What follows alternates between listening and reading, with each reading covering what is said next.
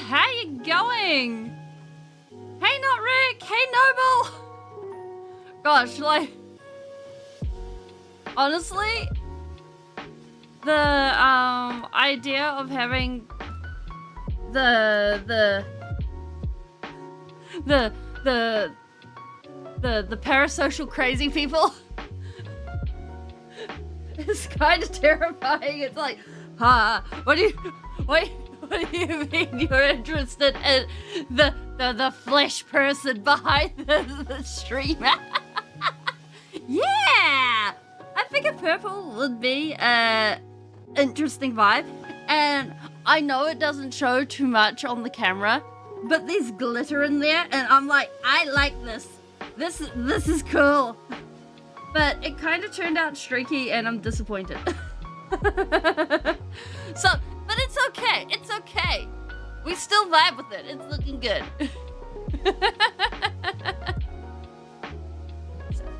Life is good. So I figured we got his arm. We got it looking good. It's time to make things cool. Wait, no, that's not where I put it. I found his hand last night. Ta-da! So we can actually attach this. Like with a little pin. There's otherwise. Oh no, wait, we could. Actually, honestly, having that floating like that and actually having it joined the proper way would be kind of cool. Actually, we roll with that. Yeah, yeah. All right.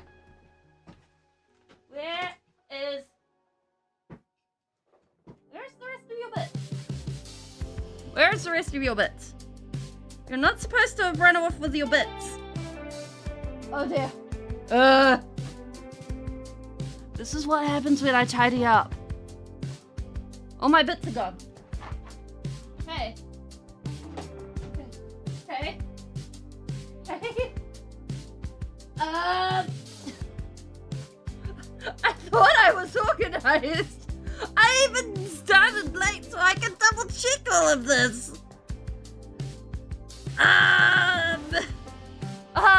I'll be right back. I think I know where this is.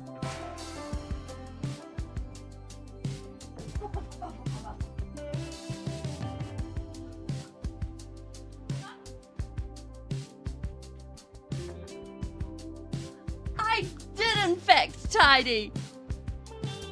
Haha! We have instructions, we have wing bits, we have all the fun things. Alright, if I were an arm, what would I look like? If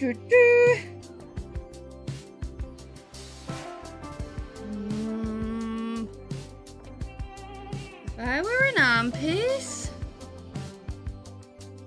Have I already clipped this off? I swear, if I've clipped this off, I'm gonna be grumpy. But that's just not gonna be fair. Magnus has wings. I have wings. I've been caught. Yes, I was secretly Magnus all along. I'm just femboy Magnus. Oh no, I found the piece. Good to see you.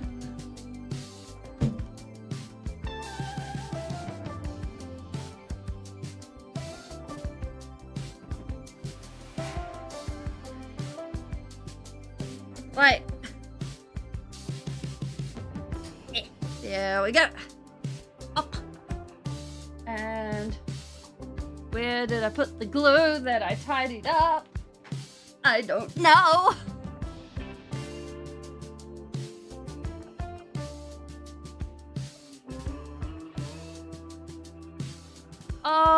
Well, generally that's what people's own channel is for, to make sure that you do reviews and things and your own choice of content on there. Now, if I were the glue that I tidied up, this is why I don't tidy things on a regular basis. I lose things! Ah! for my glue, where would I be? Not that. That. This is terrible. I found it. I didn't tidy it. I just put it to one side in preparation for tidying. Hi, Not Real. How you going? Okay. Notes for the future. When tidying, 1, remember where I tidy things to. 2, do not tidy the glue. We need the glue. The glue is precious. Hey AJ, how you going? Hope you're having a wonderful day.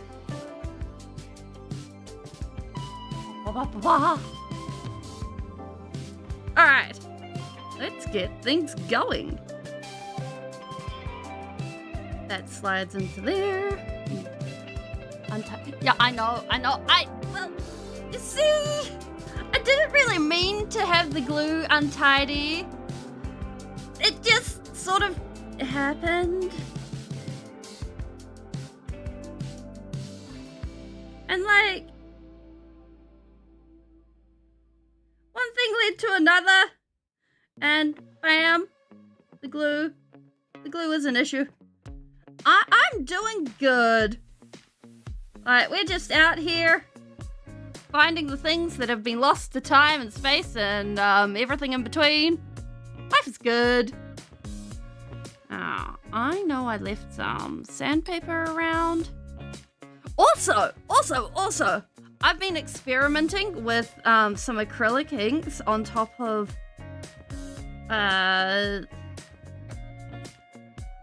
the foils. And the inks are slightly transparent. I'm not sure if it's showing through amazingly. There it is. Although it doesn't. Hey! Awoo!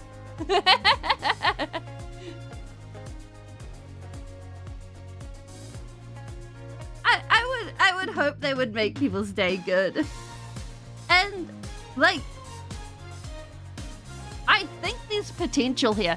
Because, like, I saw someone messing around with alcohol-based inks, but they're kind of hard to get a hold of because there's a specialty item. So I'm like, ooh. Let's see what we can do with acrylics. Can we just... I should have done this before I attached this, but this is fine.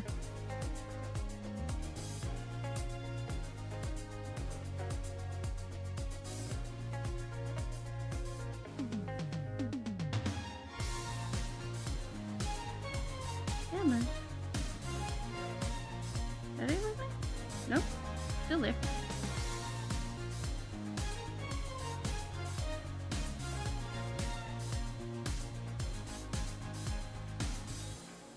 Like,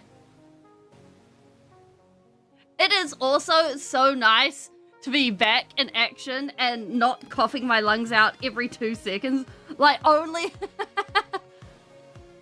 be coughing my lungs out every half an hour or whatever. I have not actually had the chance to play a Persona game.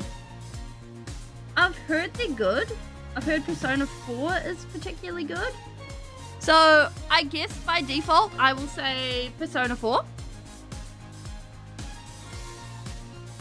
Just from word of mouth. You just nip the snubble.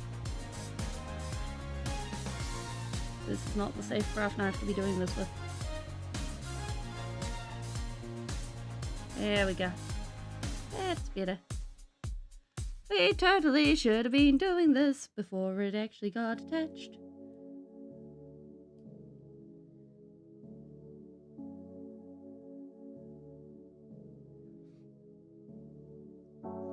They look like Tomb. I mean, who doesn't want to watch like that would make it a interactive anime season. Who wouldn't want to be watching an interactive anime season. It's the same with I'm gonna remember the name. I will remember the name eventually.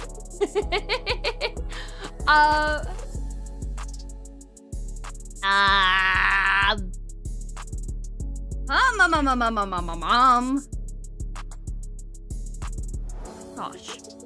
Danganronpa. There we go. We got there.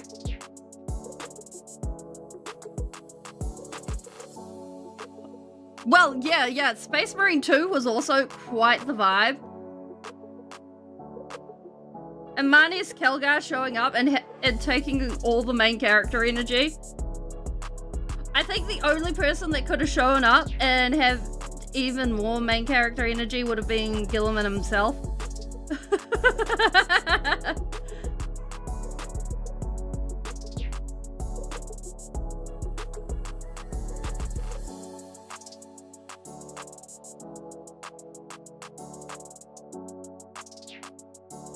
This one with the teddy bear? So in Space Marine 2, at the end, spoilers for anyone who cares about that, I guess. Manius Kelgar shows up at the end in some of the final battle. Wait, is that the dude? Wait, is that the girl? Is that the dude who, like, changed his entire house to be paved in that girl and made, like, a giant, statue that was, like, 22 feet tall or something like that?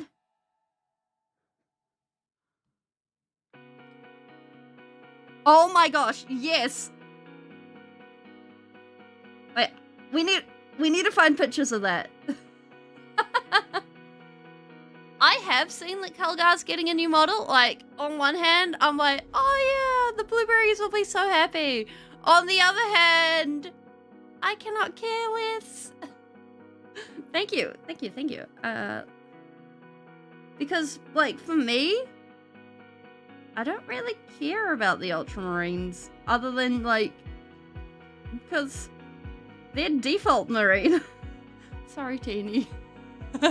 Peeps who actually enjoy the Ultramarines.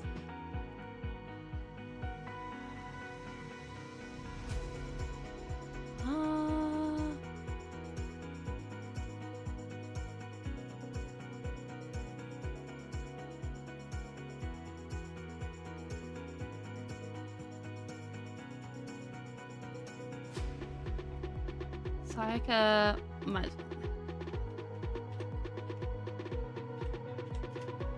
A-I-Z-O-N.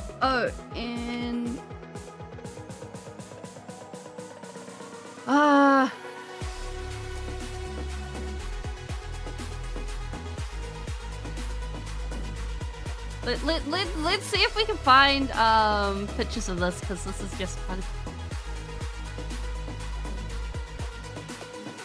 We can't show it. It's like the ultimate lawful good. Yeah, true that.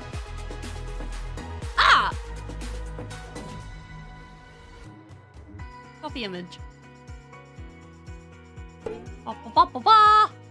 Wait, no. Save image as, like, just so you guys know, this is not the only image of this place.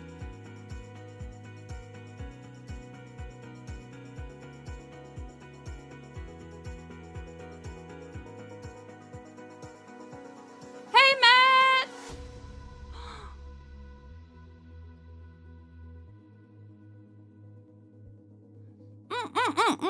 Like, I think as being, yeah. But, like, if you have a, passion for something, like, even if it is showing off in such a way, if it doesn't hurt someone, then it's okay. As long as it doesn't hurt someone IRL.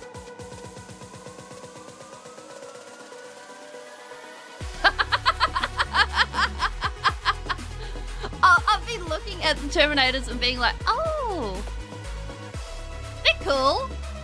I'm not going to be able to afford those. Not in the least be able to afford those. There's just much sadness. Like,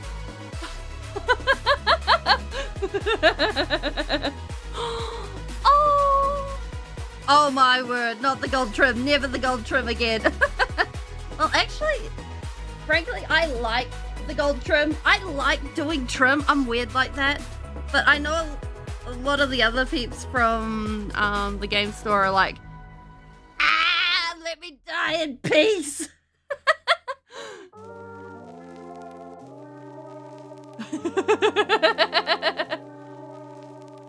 I mean, it's either that or he owns the printer company. And they're just like, the boss's son is in again. Better load up printers. We know what he's printing. So we need purple. Purple. Pink. What other colors are in here? Red.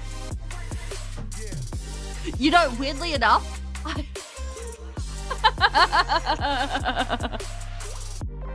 weirdly enough, this got put to the one side to clean, and then it never got cleaned.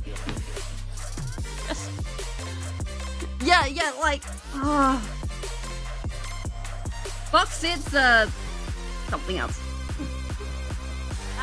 Oh no, wait. And, maroon. Actually, I think that's the, yeah, that's the color we need. What else we got? Do we have any other colors on here? No. Oh, good. Good. Let's get, actually, I'm just looking at this. It would probably be better if we finished the wings and then we did the skin.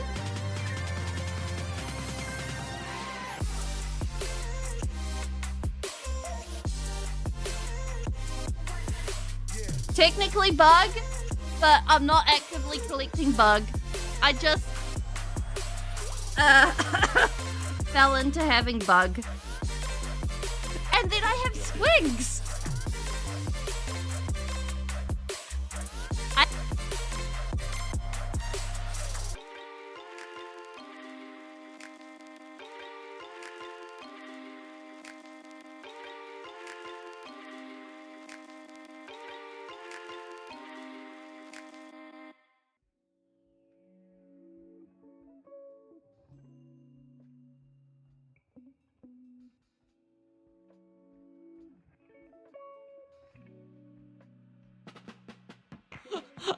I know what happened there.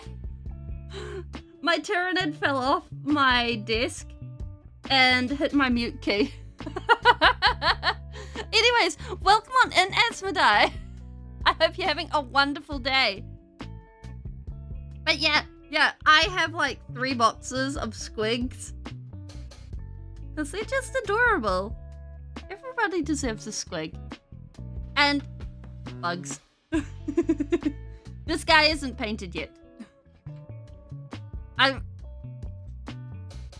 have issues. They did eat the mute key.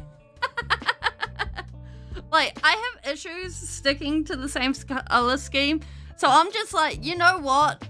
They get to be whatever color they feel like. They can eat the paint and just enjoy.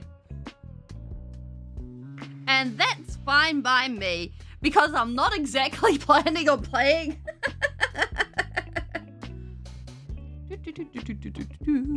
Where is my brush? Where is my brush?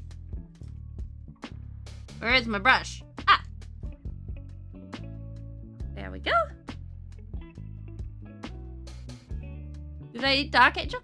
I mean, I think they might, but I'm pretty sure the Dark Angels would have a more even footing and would probably actually win. Because, like, I've not actually built an army. I've just ended up with Tyranids. I've adopted Tyranids. So, I'm not even sure it's a legal army. It's just like, oh yeah, it's something.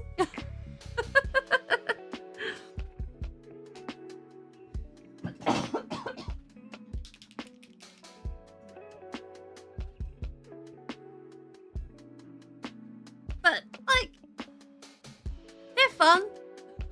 They're cool. I'm much rather painting the individual models, like the individual big character models I've found.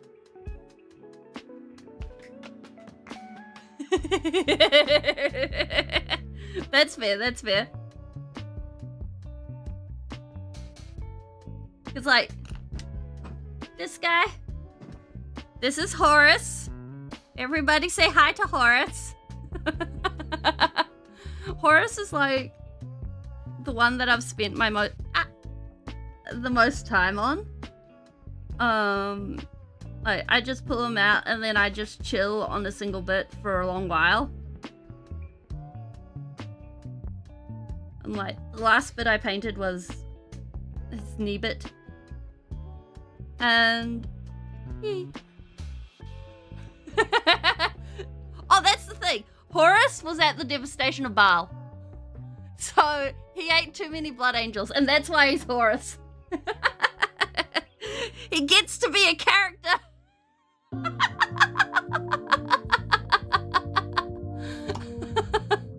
Oh no! Your poor drink.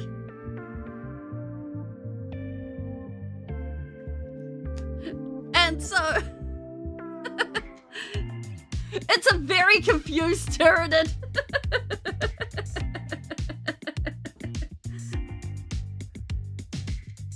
Now, we start with a base like this. No, you need a grey base. Yes, yes, yes. Horus, we have Horus, and then there's also a Tyranid named Jim somewhere.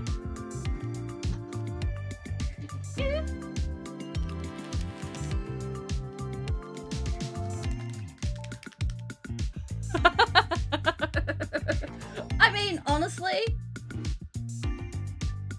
having Berserker Tyranids just sounds like a great idea, personally. You know, you just throw them. It'll be fine. Someone will catch them, right? Probably gonna be the enemy. Tyranids won't mind. You can just clean up their corpses. Have a munch. She'll be right.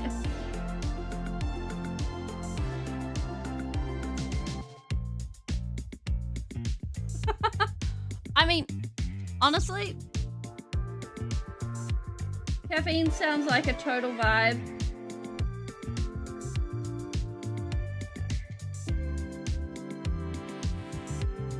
Do-do-do-do.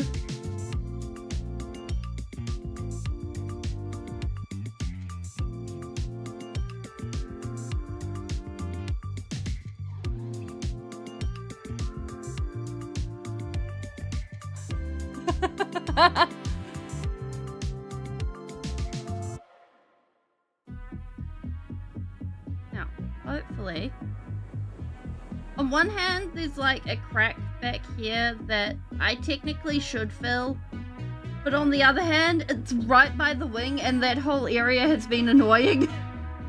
So I'm like, I can stay there. I've had enough of dealing with this arm. Like, it's taken 6 tries to put it in. So getting it in position like this is good enough for me. Honestly, Macca's does solid hot drinks. Same with like the petrol stations.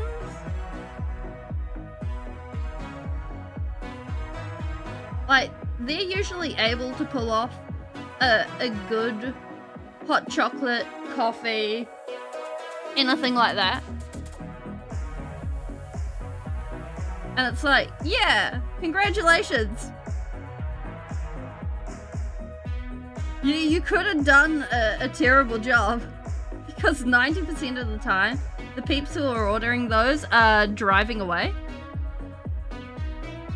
But at least here, they're usually really amazing.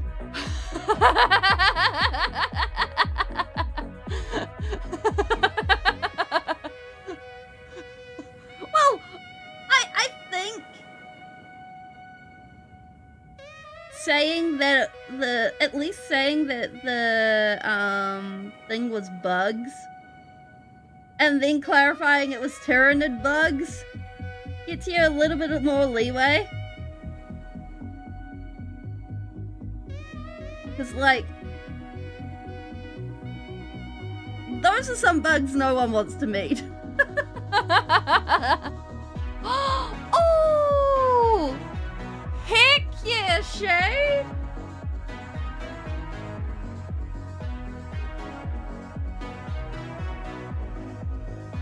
I hope they performed to their grossest extent.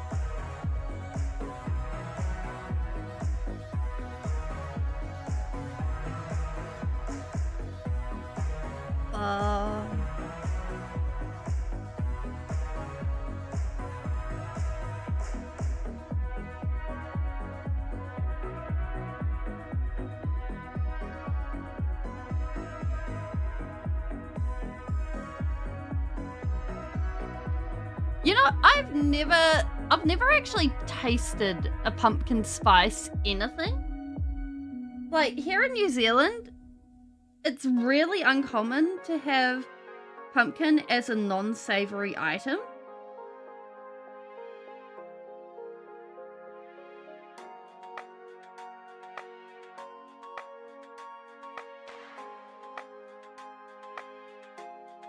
So, like, you'll get roast pumpkin mashed in with your soup. Like, you'll get pumpkin soup.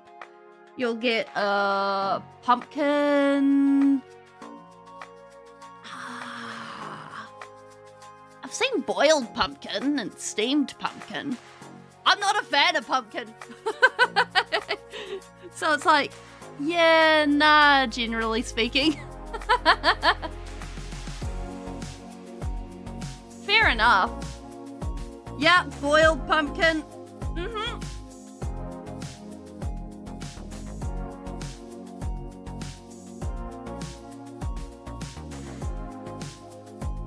Yeah, a long time ago it made youngling cry.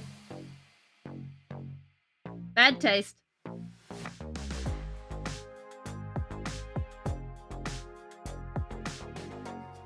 Did we get everything? Is it all done? Are we all organized? Alright, well, that is drying. Wait, anything pumpkin spice doesn't actually have pumpkin? It's just the spice. Oh, okay. I just realized something. We were planning to do the wings. I got out paints for the skin.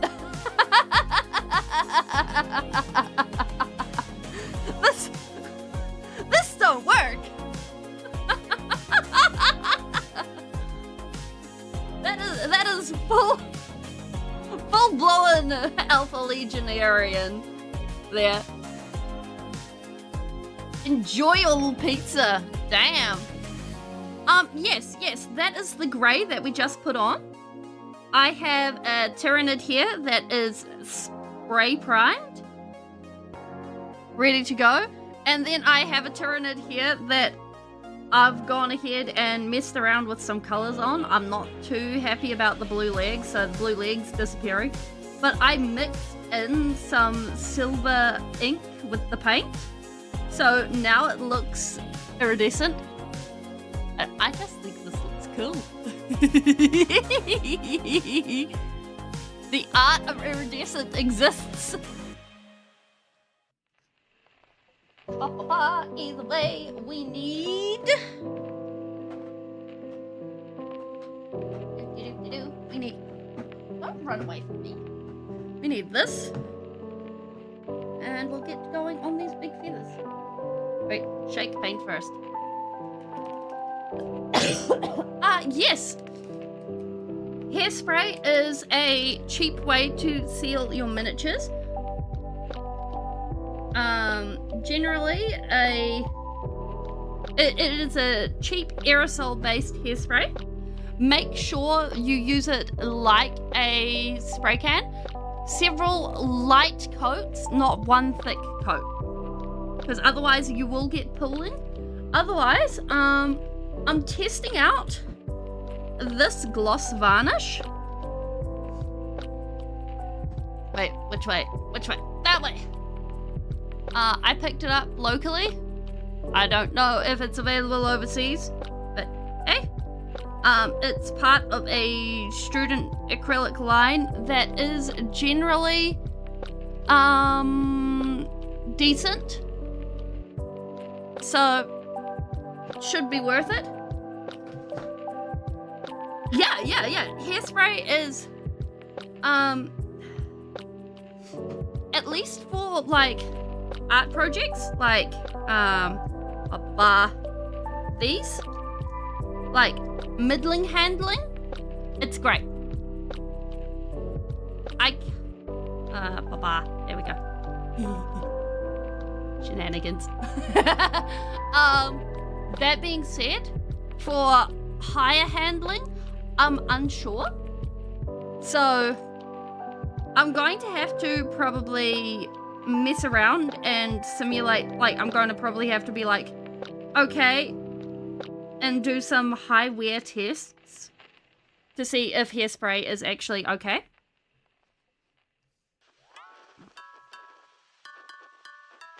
Ta-da! I fixed the soldering!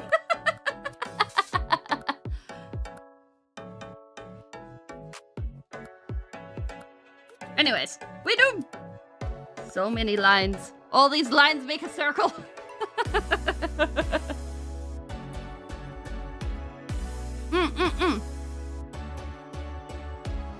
Primed it with red paint and used Abaddon black for the spikes. Ah, that's a smart idea.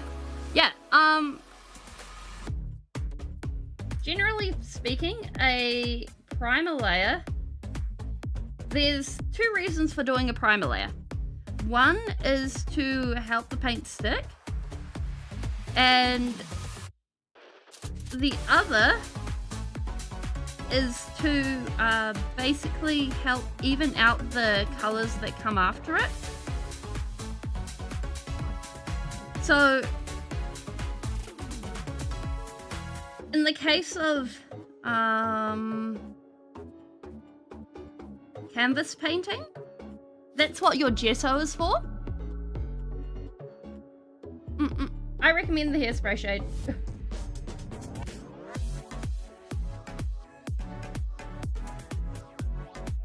And gesso is basically a little bit of plaster of Paris mixed in with, oh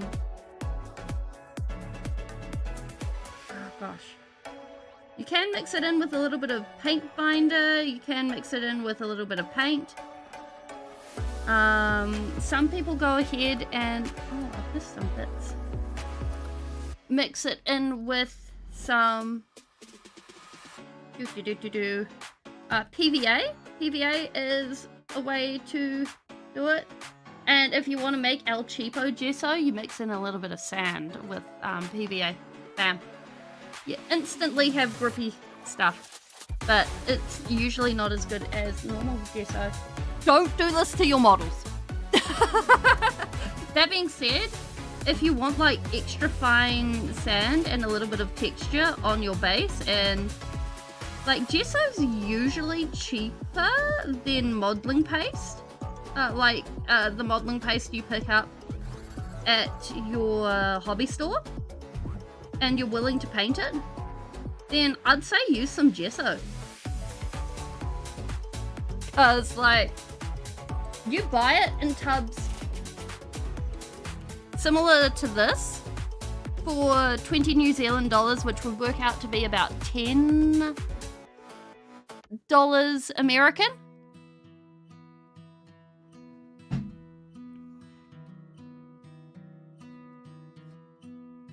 Which is like, sweet.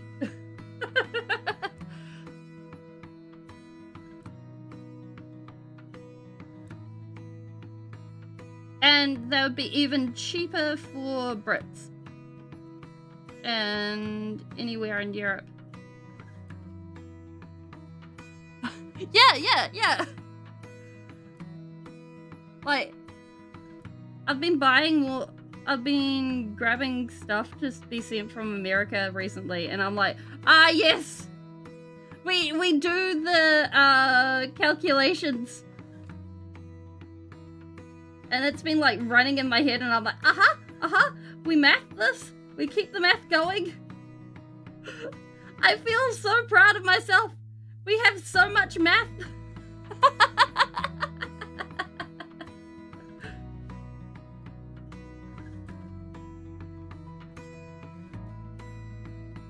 But like, when you consider, where is it? I own one.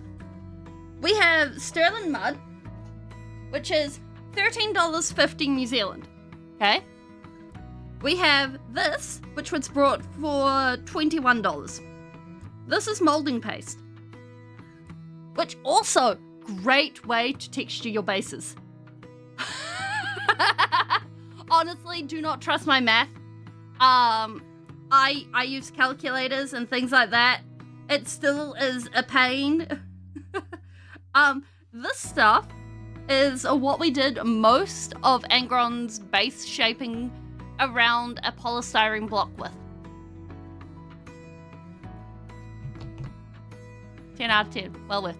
But you could replace sterling mud with the gesso. 10 out of 10. Easy.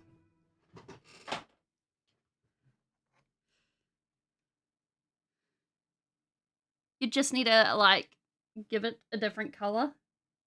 Because generally, gesso only comes in white. Because it's designed to be painted over. Like, my math is not to be trusted. The only reason I have any idea about currency exchange is because I haven't been having to do it.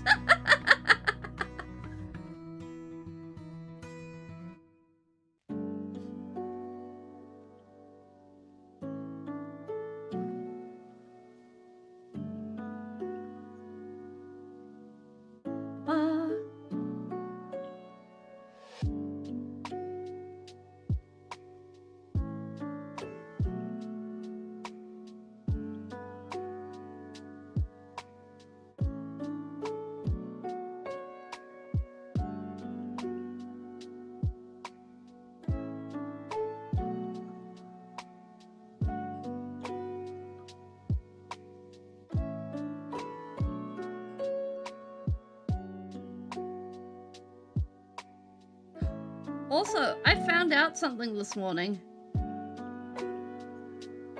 For those of you who watch on YouTube and watch regularly, you might want to double check your restricted mode is off, because literally none of my videos from like the last 2 months are showing.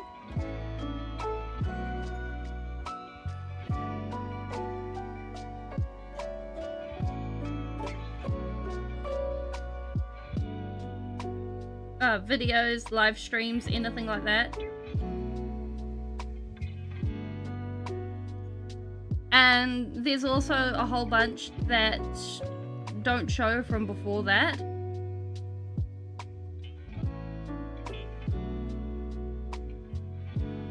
Yeah. So basically, YouTube's done some updates and it's gone ahead and mess some things up.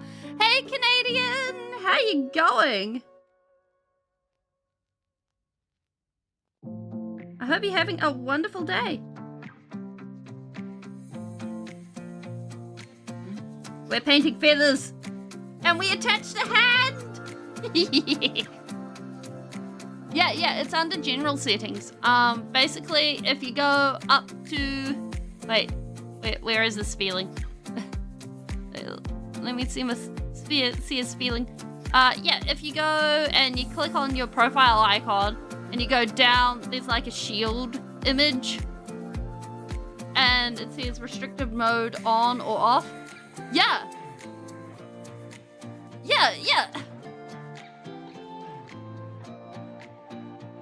And like,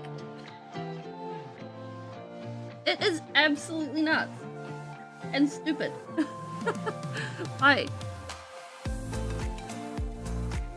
Granted, I keep my head in the sand for a lot of that sort of stuff because 90% of the time, as a streamer, I'm not big enough for it to matter to me. No, it doesn't censor curse words. It censors whole streams or channels.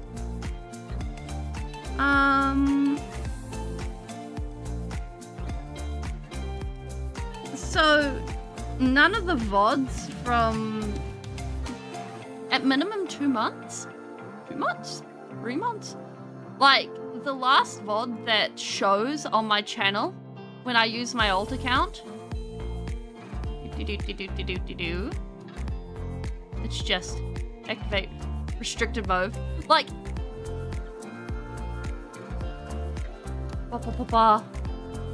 like with restricted mode off, my stream is like, ta-da! I'm live! This feeling is live. But like I get Stanley Parable as my last stream. And it's like, this is crazy. Yeah, I was being too bad. Welcome on in, Painty! How you going? And then it's, Core Keeper. From 10 months ago.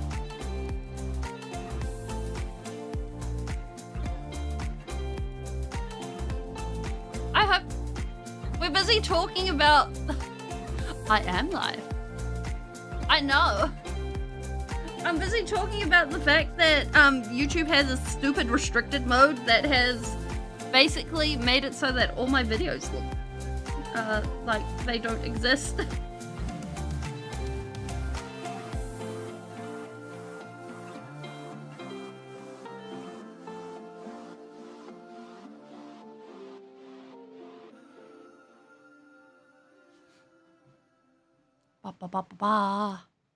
Let's turn that back off so I don't have to deal with that. And we're painting feathers! So many feathers! And we got an arm! Look at this! Ah!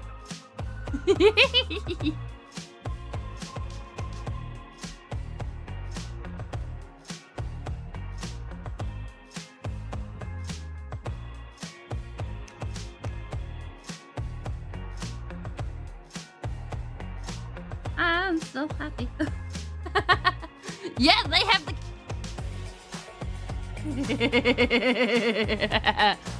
I mean, honestly, this is possibly why we've been getting restricted. Well, with the cane, we're going to be attaching all of these to them.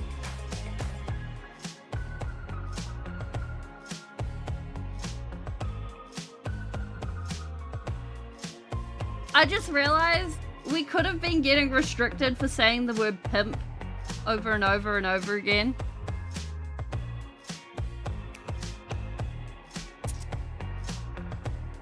But, you know what? It's fine! It's fine! We're friendly!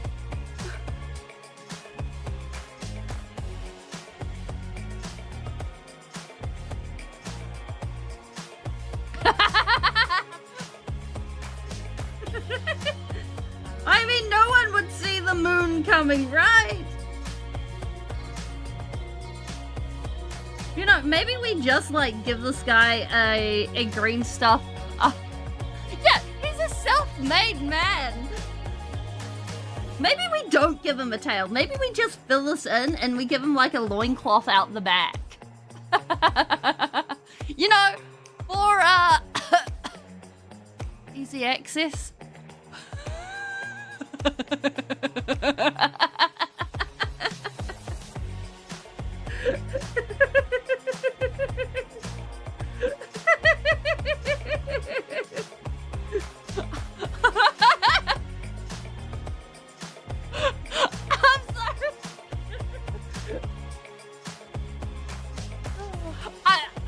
I feel like I'm broken, not Rick. So this part here, not Rick, is his bum, right?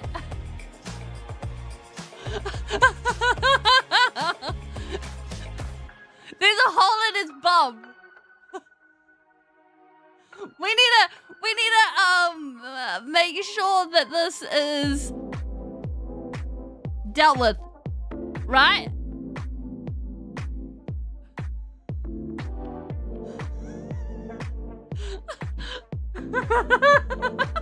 No! We gotta cover it up.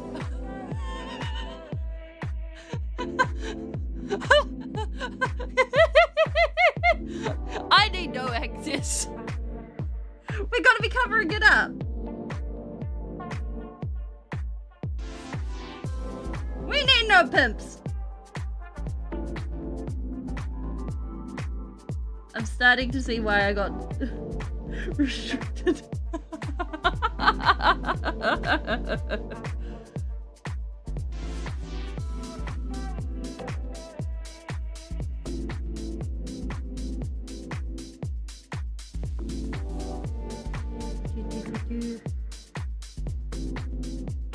And like I would like to point out that giving him a loincloth in the back is miles better than what his model already had, which was a tail.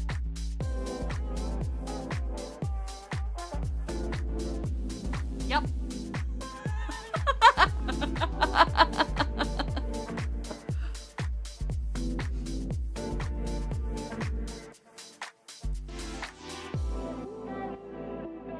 So,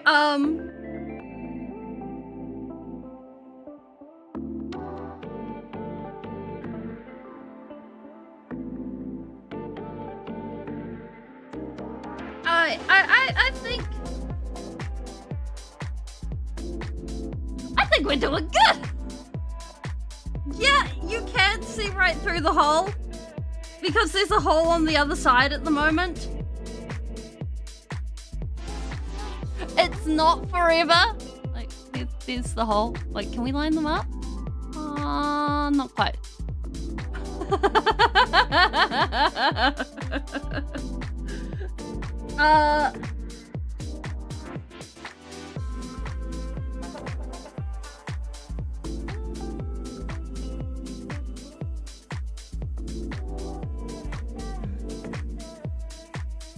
But basically, the hole in the front is to help hold his belt, which is literally the only thing that's going on the front. We could have added, actually, he has a tabard, because like that's the bit that goes in the front. I think it seems very appropriate.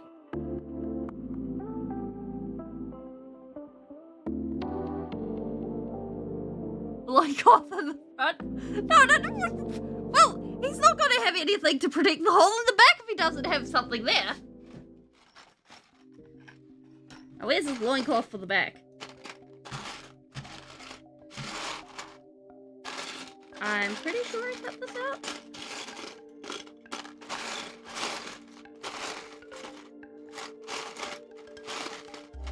I mean, we could.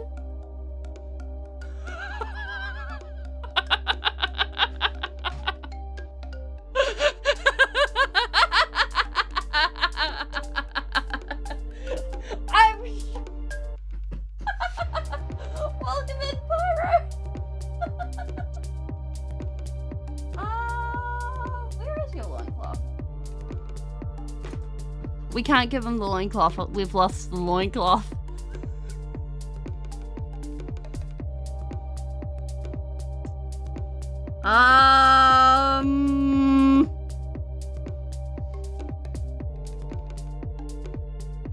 That wasn't even intentional.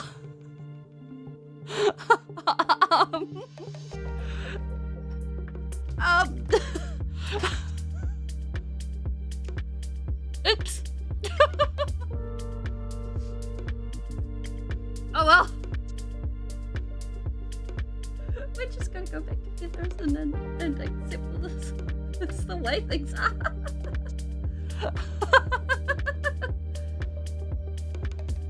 I mean, I'm pretty sure this guy's got enough cake for everyone.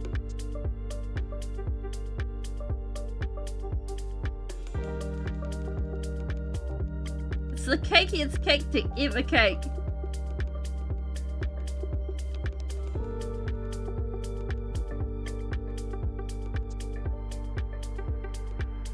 Yeah.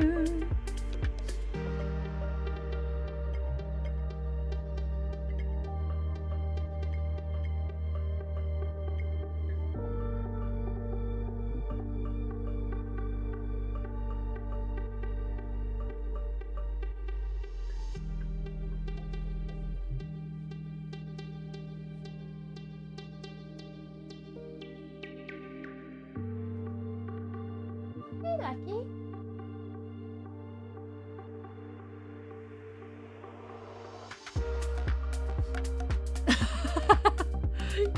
Yeah, we will stop talking about bum.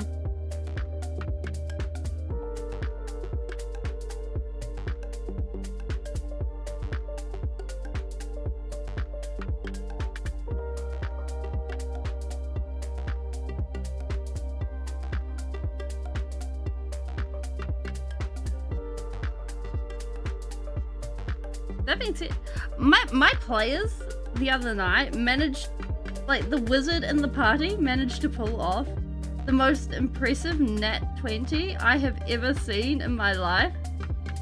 Cause like, well yes, it is weird central here. I don't think we've managed to have a normal a stream where it is just normal before. Like, the wizard in the party pulled off the coolest nat 20 by going ahead and casting a spell scroll, which doesn't sound that important until the added information is that, like, it was a do or die moment with an unfamiliar wizard that had handed him the spell scroll as a test, and the spell scroll was like miles higher level than he could cast, and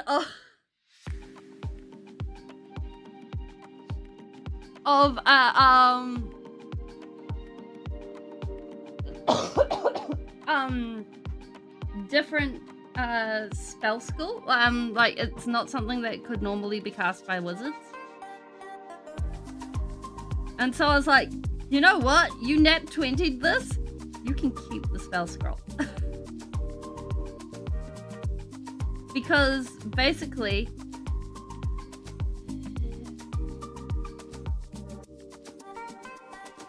if they had failed, if he had failed to cast it, one, the spell scroll would have blown up in his face, and two, the wizard would not have let them take the plot relevant book that they actually seriously need.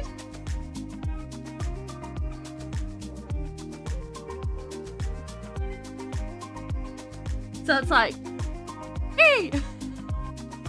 And now the wizard's like, I can see the skill that you put into that.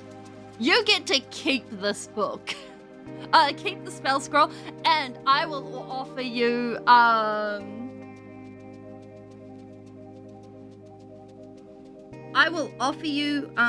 what do you call it? Training.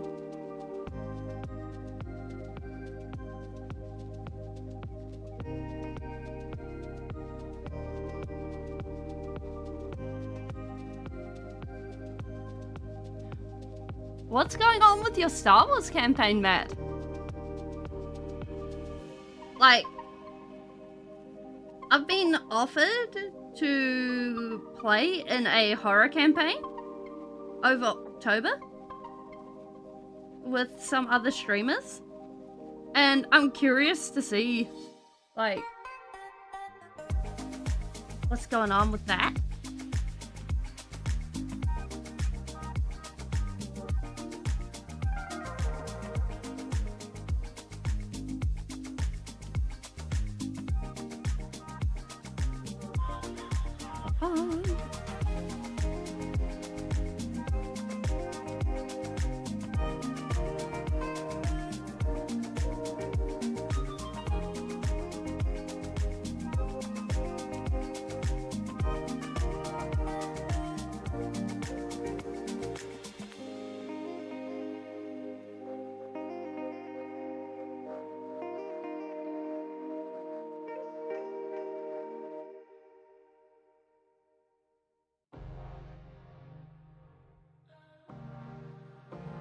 And like,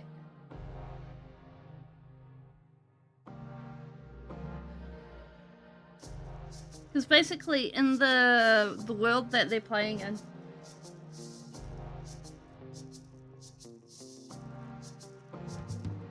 ghosts, curses, and terrifying bunny man. You rolled net 20 on the sneak roll, and now all your stealth buffs are gone. Heck yeah! Like, it's cool when nat 20s mean something, I think.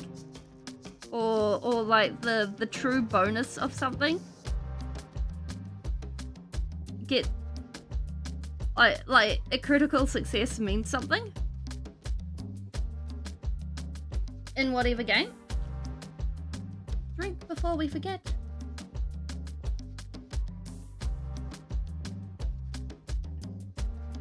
There we go. Hydrate before we dehydrate.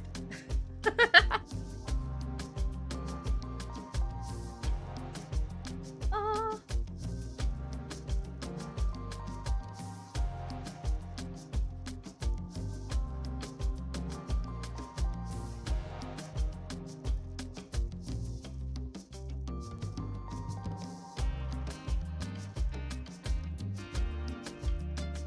And so, like,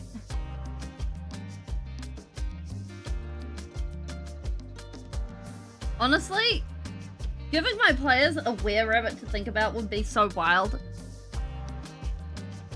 Like, not the Wallace and Gromit kind of were-rabbit,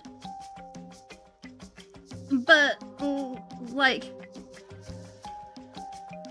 a full-blown evil werebeast type rabbit. Kind of like, Monty Python and the Quest for the Holy Grail. The killer rabbit from there. I think would be a cool way to do it. Like, they don't grow. They just turn into a tiny, evil bunny.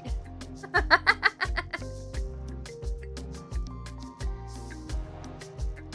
wonder if I'd actually be able to set that on my players.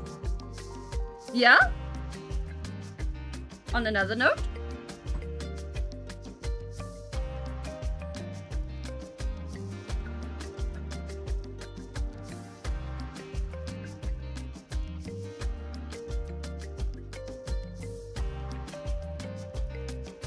hello, Michael. How you going? You'd be a weird dragon. Oh, Not Rick. Not Rick. We need to vote for Sai. Sai doesn't want to be a mayor, but if we get Sai to be mayor...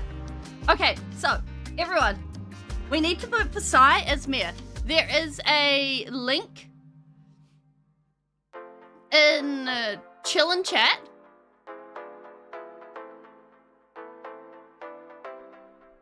And you need to go and vote for Cyrusy. This is for the Minecraft streams. But I promise it's totally important. Yes, the link that Not Rick has just sent. You need to all go vote for Cyrusy. This is totally legit. Bunny man with a mood ring. Like a mood ring, he wears a skull for a helmet. Is weird? Fair? I mean, you could also vote for not Rick, but I recommend voting for Cyrusy because Cyrusy won't do anything. Except be awesome and nice.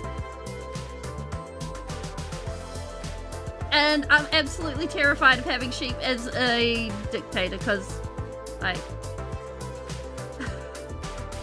I don't want Sheep to be a dictator.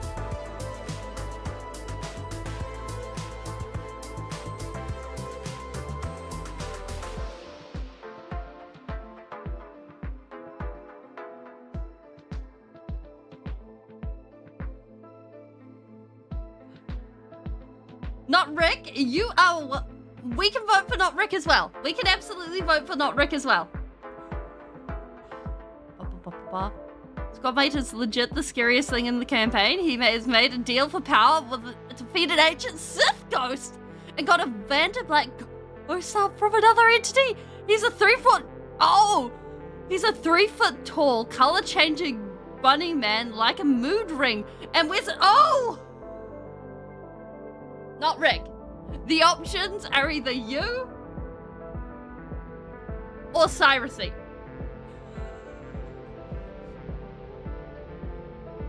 Unless chat wants to be silly and vote for me, because, like, people do not want a Skyrus.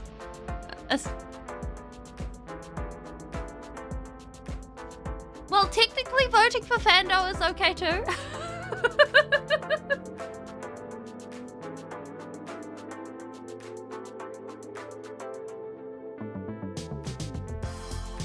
Okay, the main question is, we have Sheep. No! No! We do not want Nova for term 2. No! Blue's okay. Fando is great. We like Fando. I'm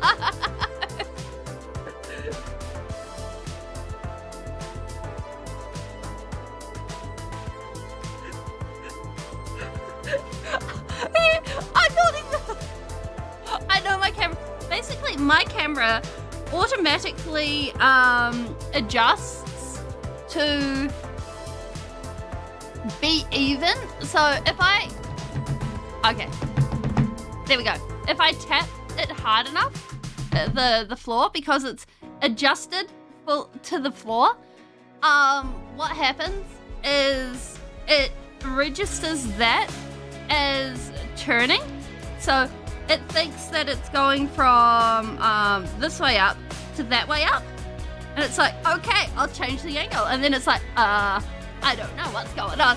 Also, welcome on in, Wicked. I hope you're having an awesome day. Oh, lovely. I hope your dog enjoys those nubs. We are painting wing things. Many, many wing things.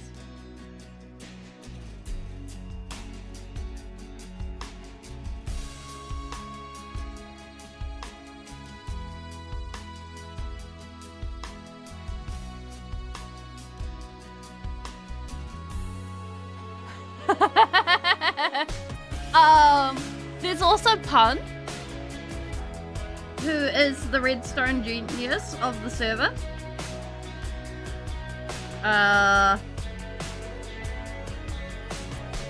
Which, I mean, it would be fine to vote for Pun.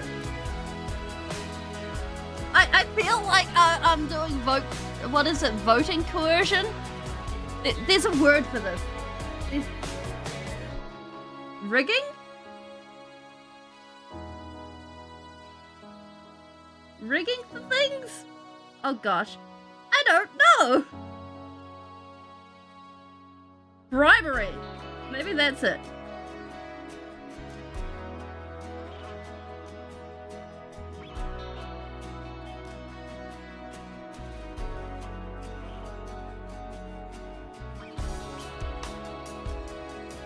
No, bribery is when I collusion. But Viennese mountain dog. Oh, cute. Wait, no, they're too big to be called cute. Adorable. Patable. That is patable. That is all the pat.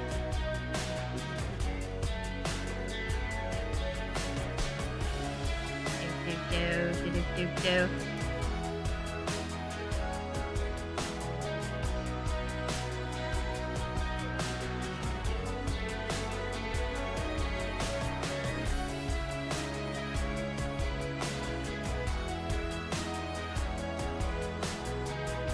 Okay, we got that side.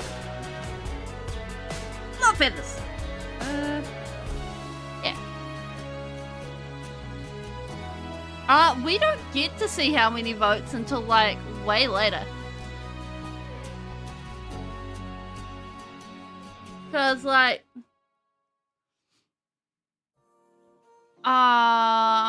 we get to find out on the 1st of the month? Yeah, the 1st of the month is when things happen. Yeah, beginning of the month.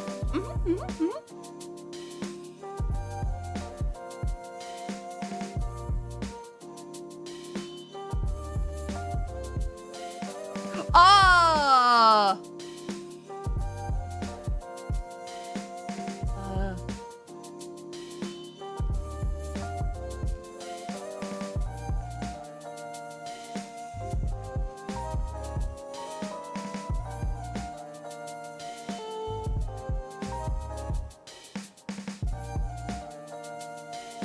Do.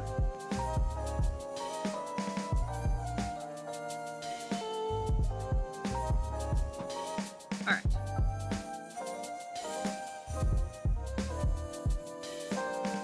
Tell us that.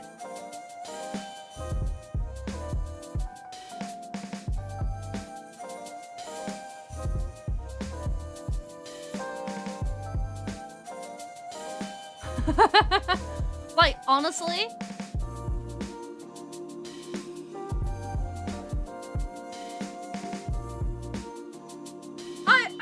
okay, like, I don't want to be a ruthless dictator and rule with an iron fist, because imagine the paperwork.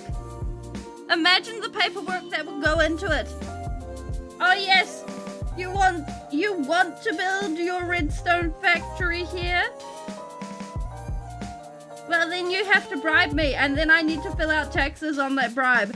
You want to go ahead and do this thing? Then you must do this thing. Like, I don't think it's gonna do. Like, personally speaking, when it comes to Minecraft names, I think it sort of falls into that category of, like, just try something that feels right for you. And try not to misspell it. Okay? Good things may come from misspelling it. Example 1. But that being said, you may be stuck with it for a while if you misspell it.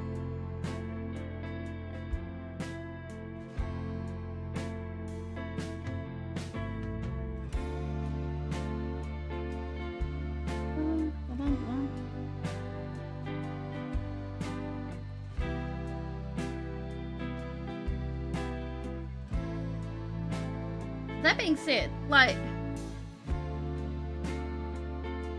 generally speaking, I think things that sound nice,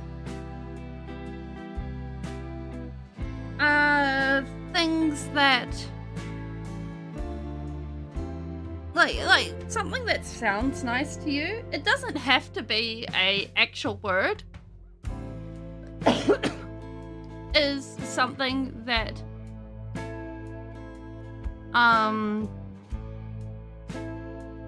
makes for a good time.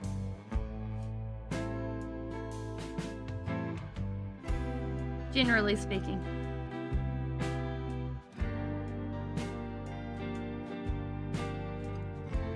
I keep painting these the wrong way. That way.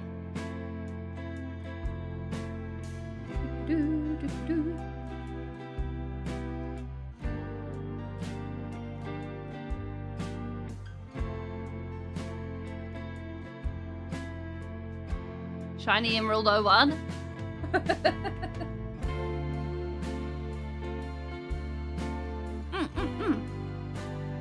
Like, there's nothing wrong. Like, if Shiny Emerald 01 is something you like, then you rock with it. Like, I think the only reason I didn't change my, heck yeah, you rock that yellow glaze. Like, I think the only reason I stuck with being Speeling in the early days was because I didn't know I could change my name. And then I thought it was funny, so like, I was like, you know what? We're Speeling, you know? It's just gonna stay. It's like,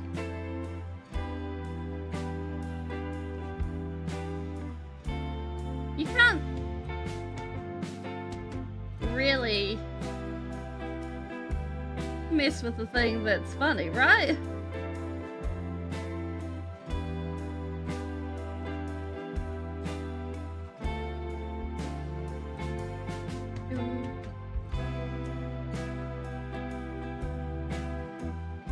Although I mean, oh, well, my Twitch username and my YouTube username, they're intentional.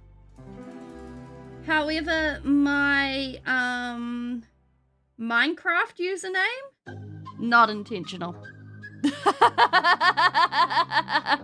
Greetings, commentator. How you going?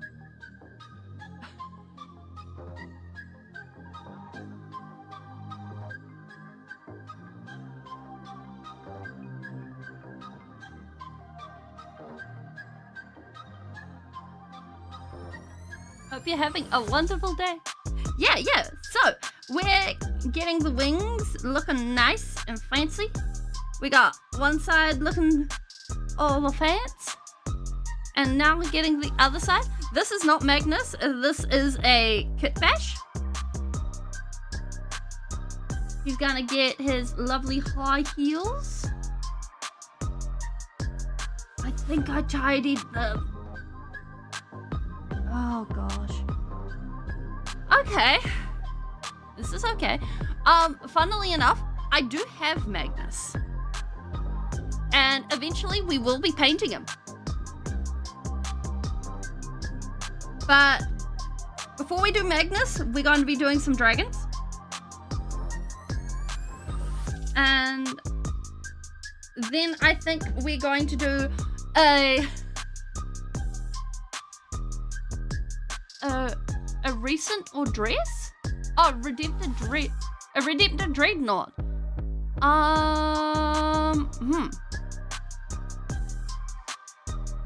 So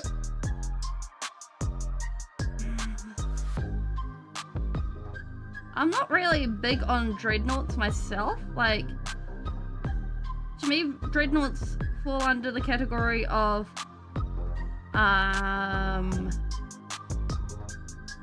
vehicles, and I'm not big on vehicles, but the general ideas are the same. You're dealing with large panels. Thank you, Magic the Gathering card. Wait, where is my test Magic the Gathering card? There it is. Okay, so you're dealing with, excuse me, you're dealing with large areas, right? Generally, the areas that have a generalized shape. So I'm gonna just grab a pen. So let's say we've got this area And then we've got stuff that's built up over here and over here. What I'd do, in theory, where's Magnus? Magnus is gonna wait. We're going to do another diorama of dragons so I can get my Angloron versus Sanguinius back. And then we're going to do Gilliman versus Mortarion. And then we're going to do thing. So what I'd do is let's use this paint because it's gonna show.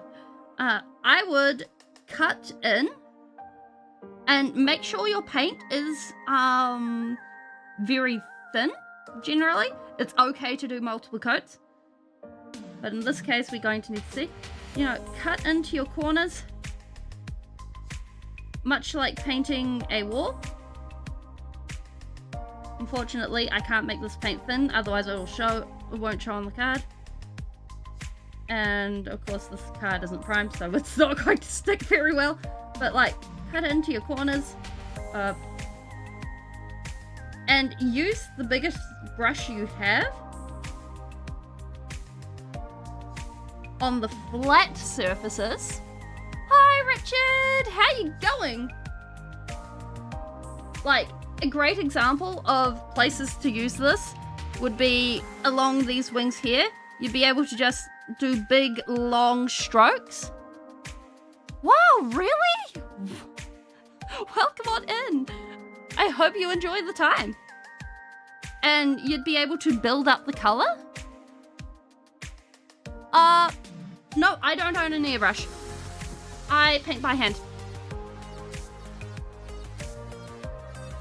But, yeah, actually, a rattle can would, hit a general color area as well. But you'd be able to just go through. And of course, since this card is not prepared, it's not picking up any color. But if you just make sure that your paint is well thinned and do multiple strokes like that, it should be good.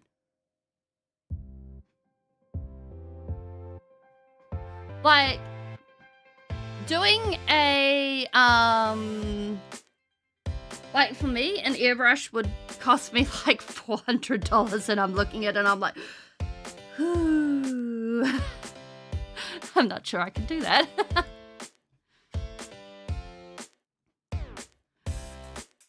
Plus, like, I don't have an area to set it up and put it down.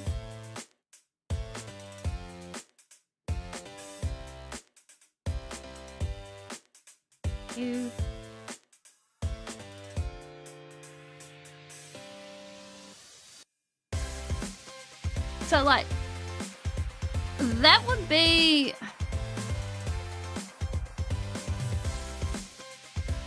where I would try with doing flat panels. And try to use as big a brush as you can. Oh gosh, what have I done to this brush? Please, please, no. Oh gosh, one moment. Please tell me there's still not all the varnish in there. Oh gosh, no. Okay, we're good, we're good.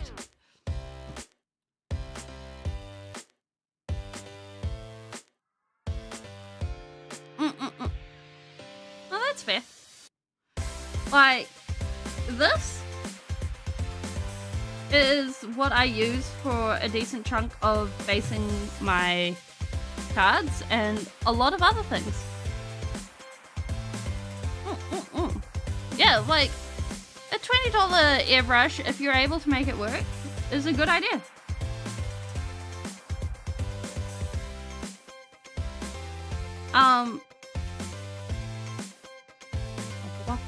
But like, you can use something like this. I wouldn't recommend an angle brush. I recommend where did my flat brush go? If you can get a flat brush, a large flat brush, like something similar to this. This I think is a 10. No, it's a ½ inch. To get around. If it's a, what would it be? A squirrel hair? That would be pretty good because those are very soft and are very good at getting into edges. The only thing is they don't retain their shape as easily when using acrylic paints. Especially if you buy the cheaper versions. If you use, what is it? Synthetics? Tachyon hair brushes. They will retain their thing.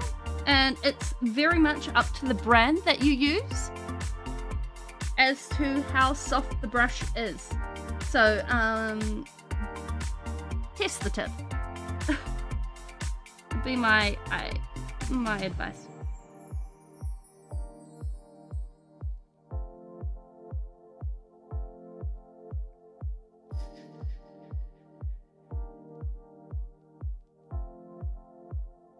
Yeah. So, this is synthetic this is a synthetic hair. In fact, I'm pretty sure all my brushes are synthetic. That's synthetic. That might be No, that's synthetic. Synthetic. With how cheap this is, I'm pretty sure it's synthetic.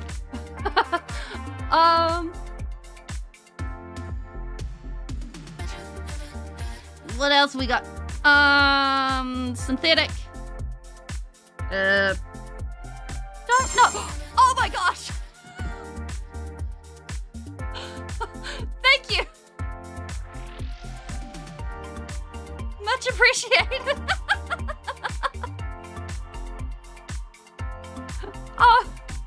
Oh my word. Synthetic and cheap. Synthetic and cheap. Synthetic and cheap. Possibly, like, this is probably the only one that is not synthetic out of my whole brush set. Wait. Nope, also synthetic. So, yeah. Synthetic hair is not terrible.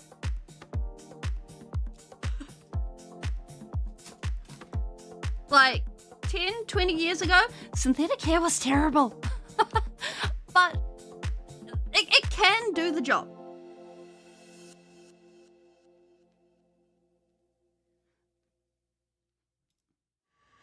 What is the something special about squirrel hair brushes?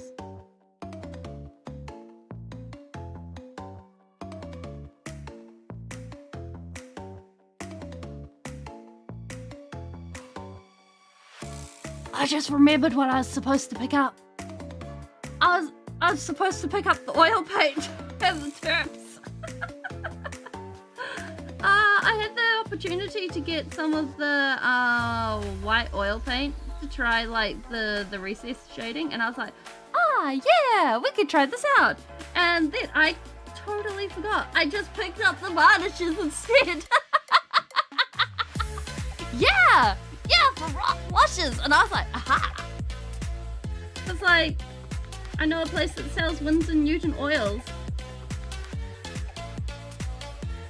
Which, granted, I don't think I'd ever, like, messing around with mineral oil on stream and terps and all that fun stuff is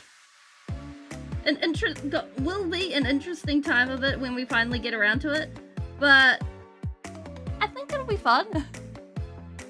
All Rolls-Royce have the option to have a pinstripe along the length of the car. It's been done with squirrel hairbrush, and one guy has done it forever, and he's old now. He's been painting pinstripes since 2003. Not Rick. Are you saying people who have been working since 2003 are old?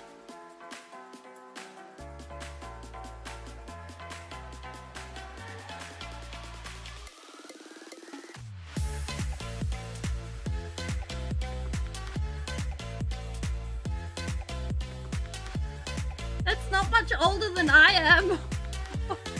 He was old since he started at Rolls. Okay, that makes me feel so much better. He's old plus 23 years. He is the boss. Did I turn that light off? Oh well. It's fine.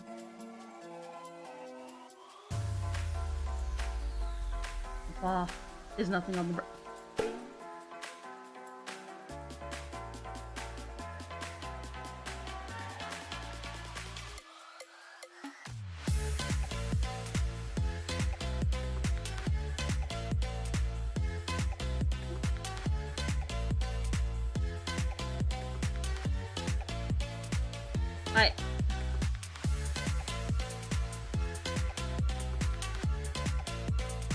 It would be impressive to end up with a job at Rolls-Royce and just be like, whoosh, job done. Just earned $1,000 in one stroke of a paintbrush. Like, that would be a vibe. That being said, like, pinstriping is one of those art forms where it's really, really impressive.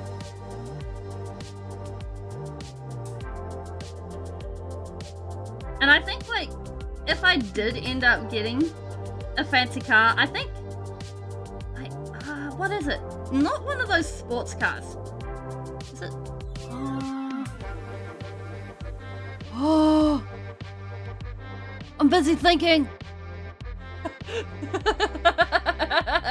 This is 2004. Like, that being said, like, I think if anyone started working from 2008 onwards, at least in New Zealand, that's when you know you're financially screwed. Because anyone from then onwards is just being hit with financial crisis after financial crisis. Yeah. Like, it's just a texture I'm vibing with. And we're using this for practice for Magnus.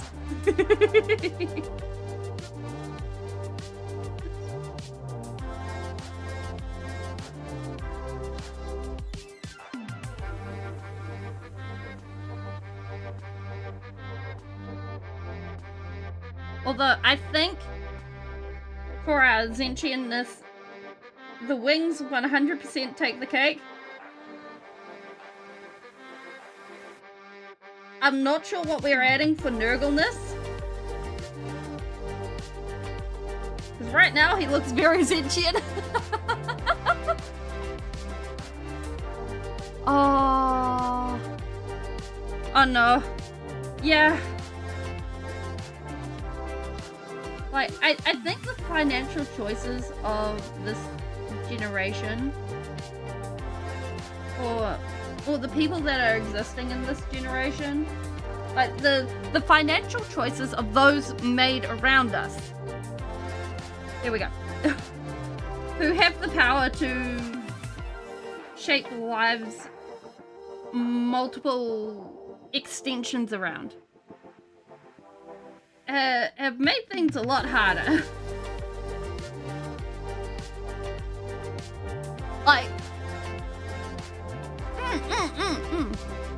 like, I was talking to my grandparents a little while ago, and the elderlings, I was like, yeah, we had recessions, like, we've had recessions, and we've had this, there's been 2 recessions, and we're looking at a 3rd, and there's this and there's that, and they were like, but you haven't had to deal with a, what is it?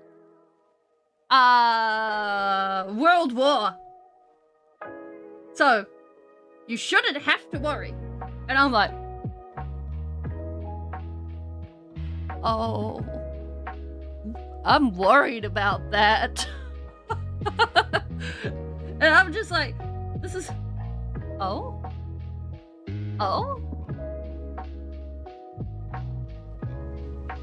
Now I'm curious. What mischief are you two up to?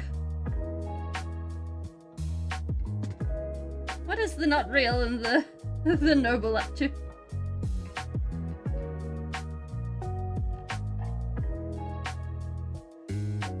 And then they... 82? Ah, 82 is a good number to be. And so, like... It ended up actually instead of, you know, the elders being like, yes, we are the generation that weathered the Great War, etc., etc. It actually turned into a conversation of, well, actually, no, things are actually shit.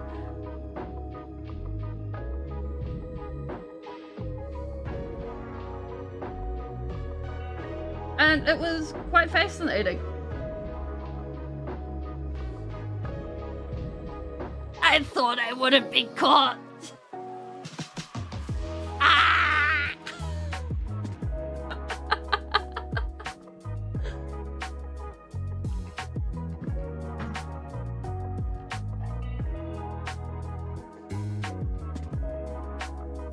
Wait a minute. If I get RGB'd with the bucket on. I'm sorry. I'll be good. I'll try my best not to swear. We want not Rick to pass his test with flying colours. We gotta be on our best behaviour, everyone.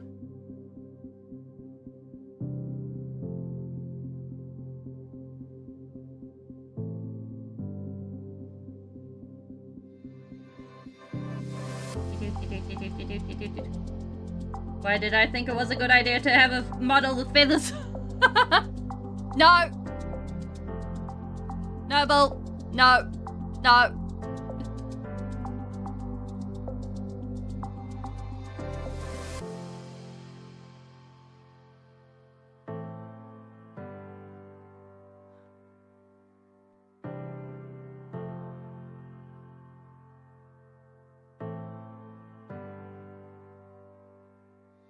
Do not deliberately antagonize my mods.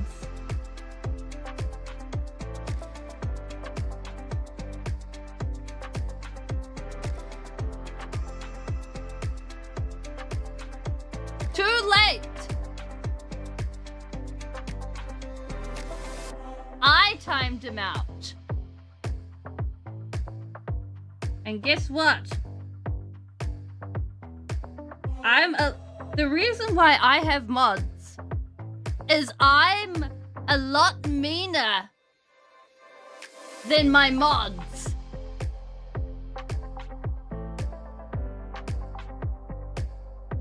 So when I time people out, I click a number. I don't necessarily look. Well, when someone is either picking on my mods or antagonizing them, either one, and I catch it, or they annoy me enough for me to time them out, it means that they're timed out for a very long time, or whatever random time I choose. Job is not a swear word, despite the amusement. So,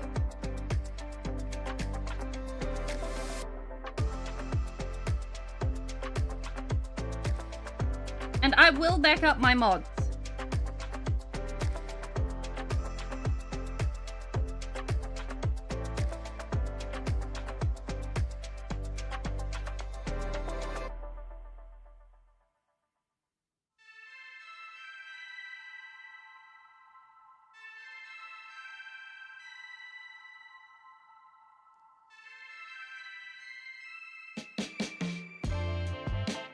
Wait, we've got other feathers to paint. This way.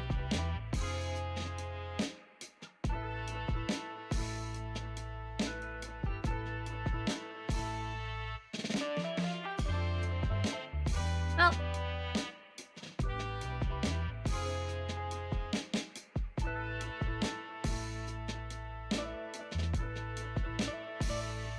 That is a type of canned meat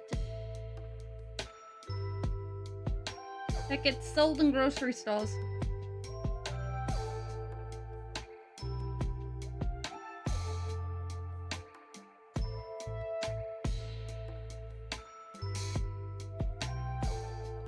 Mods are people that volunteer their time to be here pretty much every day.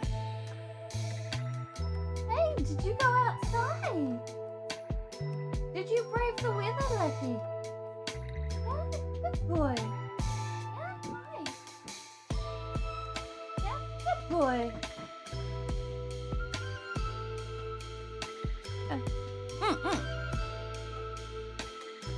Yeah, mods choose to be here every day. It doesn't matter if you don't mind being here. You still need to be here, or you still choose to be here every day. And take the time out of your day to actively be here, not just chill and vibe. That is the acknowledgement of what a mod does.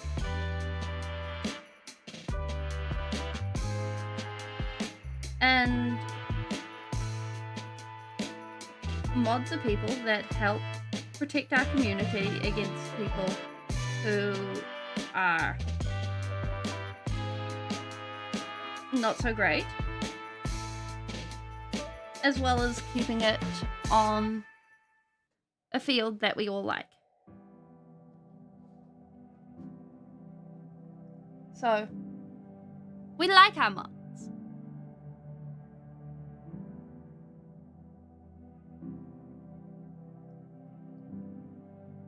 Which way was I painting this? This way? Better be this way. No, not that way. This way.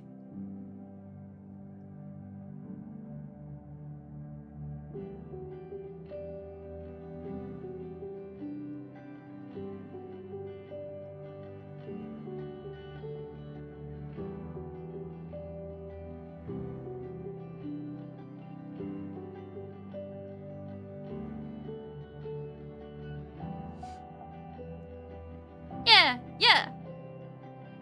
And it's my responsibility to pick people that fit our community as well.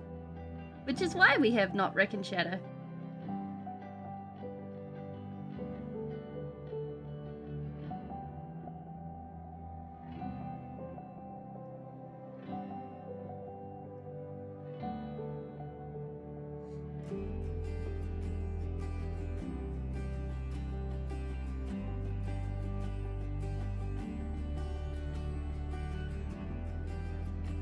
Welcome back.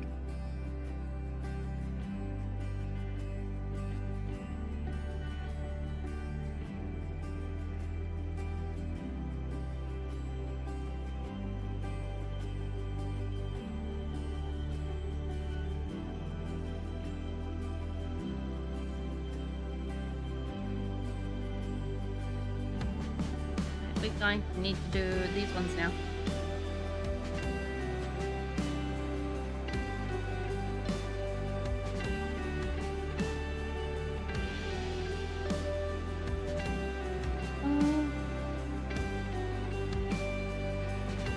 Well, it's simple, Not Rick. All you have to do is answer all of them B, and then, like,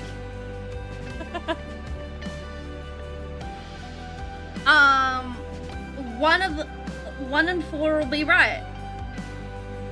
How hard is it to do eyes? So basically, we're not going to touch his eyes because they're for later. What I do when I have eyes is, hello, volunteer Tyrannid. This guy's got some eyes. We're going to use his.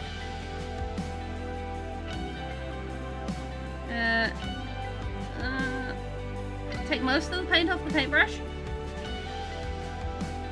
Acknowledge what side of your brush your hook is on, because synthetics are prone to making a hook.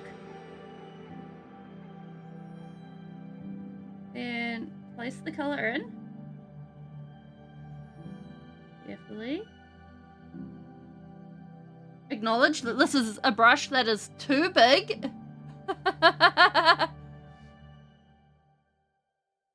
And I think I will actually go for a smaller brush for once. Because it'll be easier. Bump.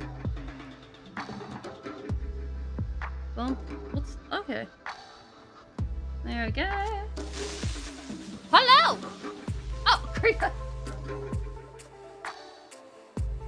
Okay, so you just fill in the blue. Like that. Okay. Then, what we do is instead of using a actual brush... Wait, where's my needle gone? I had that, like, last night. How? Aha! Sewing needle, pin, anything like that. You want the, ow, the pointy bit. That's the important part. Okay. Nice and shiny and covered in paint. Thank goodness it's one of my own needles and not one of my other thing.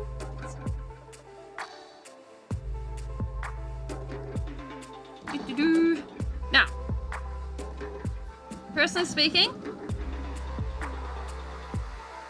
I just take a little blip of this on my needle. So it's just a drop. Give it a bit of a tap downwards. Actually, let's roll this off onto my fingertip because it's not cooperating a little bit. Okay, now it's on my finger. That's where I need it. And I can just...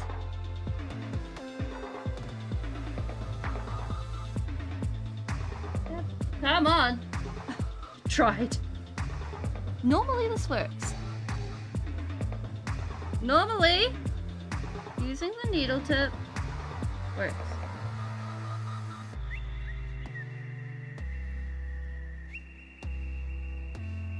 There we go. And we have an eye shine. Now, for Space Marines and stuff, I generally have done white and then come in with black and just done like white in the background and then put a black dot or a blue dot with a bit of metal, like one of these, and just gone bloop, because I find it easier than a brush, although something this small would be able to do it. We experiment. We experiment. Yeah, this will do it.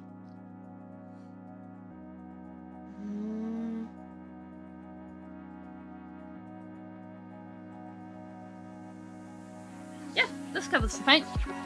So, a needle, a metal bit, I've seen them done with, where are they? Ones of these.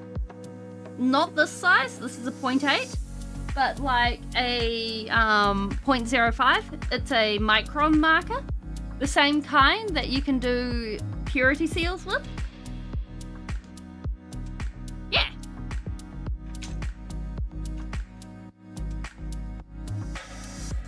Fair.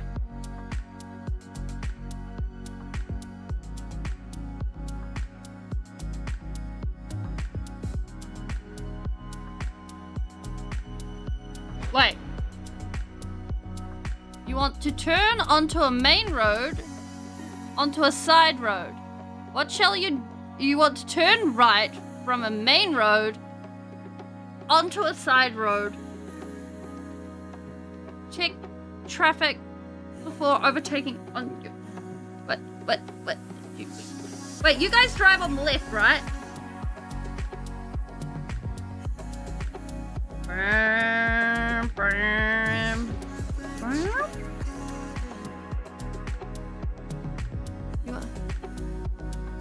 Oh. No, no. We live on the left-hand side. We drive left-hand side, I think. So we go this way. Let's go this way. So if you're wanting to go that way, you need to look. What the heck? Okay, wait. We got car coming this way. Car coming this way. And if we have an exit, if we have, no, you've got me absolutely baffled. Like, okay. And then if we have an exit over here, where you're turning, so you need to look this. So you parked up for your exit here. I feel like this is a doesn't have a diagram. It's like because like yeah, you need to look right to see, because sometimes you'll have cars here.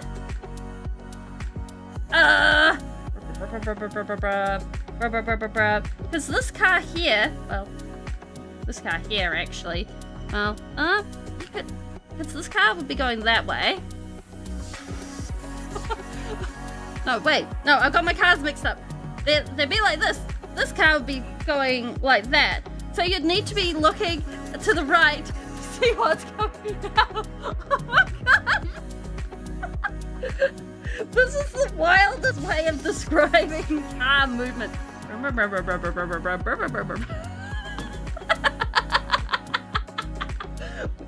I don't... Wait. I think this is the closest I have to a toy car. A toy bug.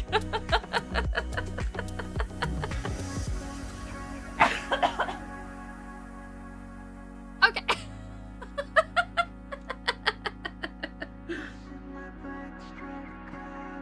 I don't even think I own a toy car.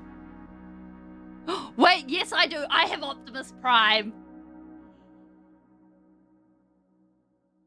I think Optimus Prime is too big to fit in this situation.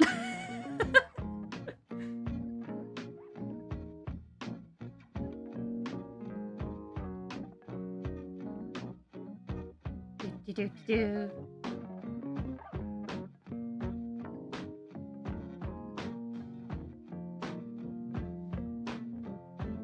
Ah, good night, not Rick. Good luck.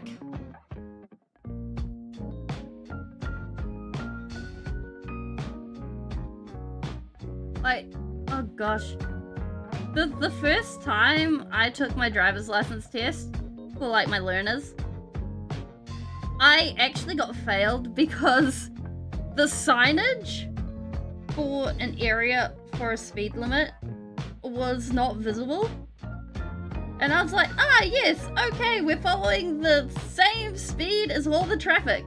And the learner's permit fella was like, pull over. You don't get to drive anymore. And I'm like, why? You're going too fast. What do you mean I'm going too fast? You're going too fast. It's too speedy. You're actually going over the limit. And I'm like, this hurts. You were 10 kilometers past. No, wait. What is it? I think it was like 20 kilometers over the limit. Yeah, I was going 70 and a 50.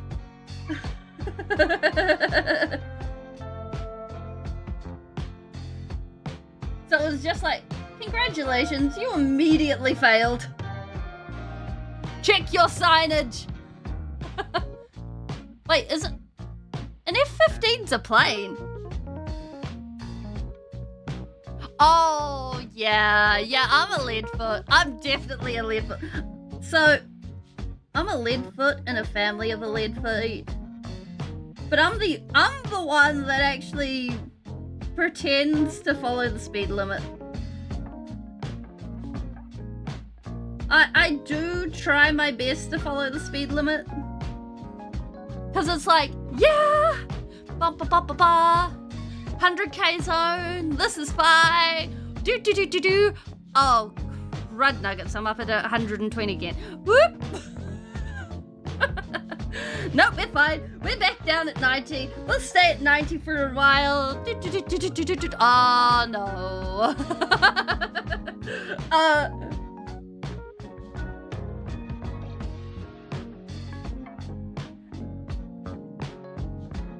That being said, like,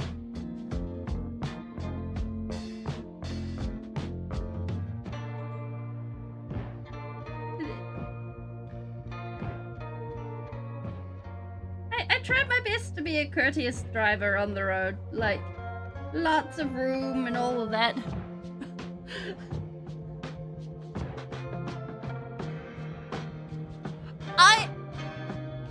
I think if you're managing to even own an F-15 or a B-22, then you're doing well.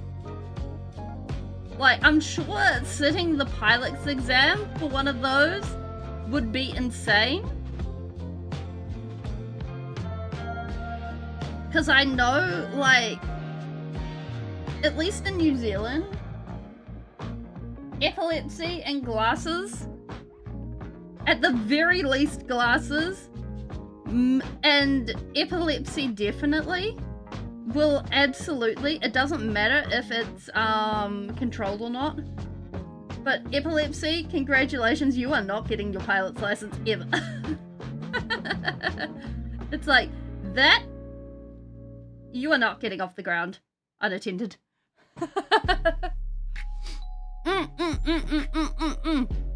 Yeah, like, my car sits wonderfully at 90 and it sits wonderfully at 120. It does not like to sit at 100, and it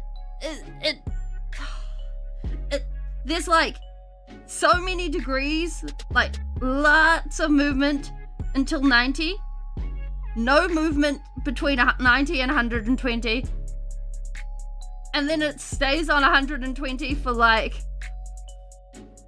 so much movement. And it's like, why are you like this?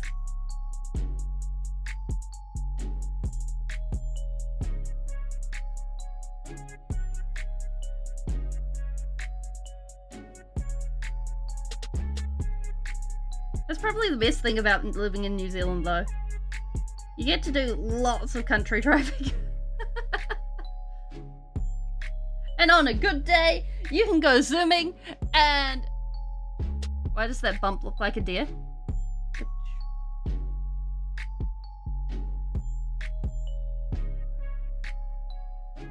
Bump, bump, bump, bump, bump, bump, bump, bump.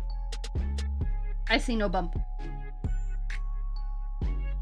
I mean, we could put a bump. We could put a deer there. We haven't drawn on the map in a while.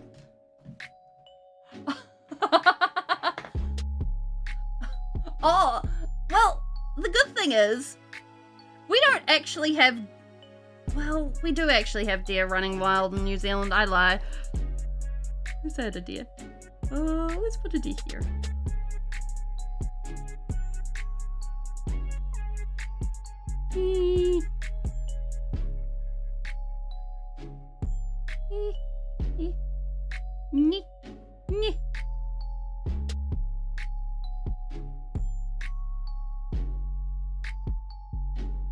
Silly deer.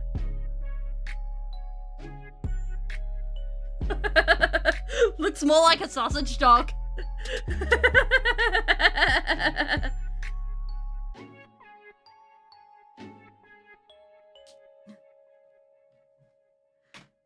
I swear this mat is getting dirtier. Like, every time something gets added to it, it's just like, yeah, this is fine.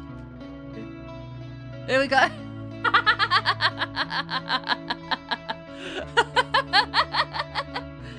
It's just adorable.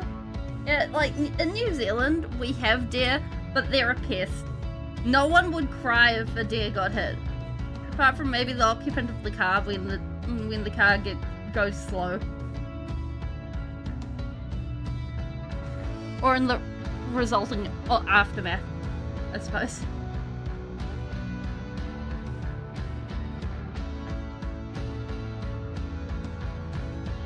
Although, there are still persisting rumors, like in Southland, that there are moose.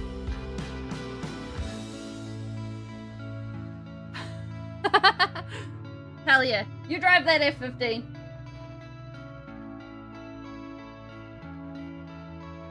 Because originally, someone imported moose to New Zealand, and then they were never seen again. The moose, not the person. Be even more horrifying if the person was just like, whew. And anyways, after the multiple moose, were never seen again. Basically, it's kind of like New Zealand's Bigfoot. Sometimes photos will resurge of moose. Yeah, I agree. Plural of moose are moose. The moose is tell no tale. Yeah, they're just out there being like, yeah, it's fine. There is no moose. The moose is a lie.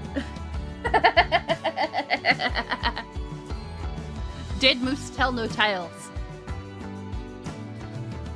Last moose standing wins. Anywho, this is way back when New Zealand was starting to get pollinated? It's not a word. Colonized. So in mid to late 1800s-ish.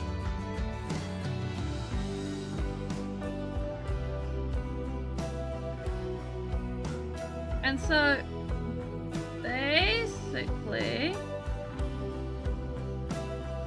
some photos did surface.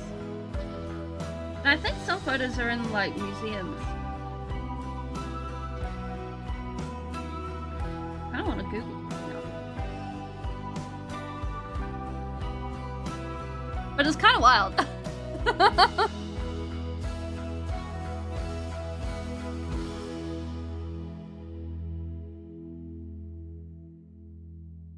But also, like, the introduction of rats to New Zealand was one of the things that that when they were introduced, it was a theory. Like the going theory about ecology was, once an animal has been introduced, the ecology will basically, it'll struggle for a bit, and then it will go ahead and rebalance. Wait, how cold does it get? It very much depends. Like, in the top of the North Island, it's basically subtropical. So it gets to,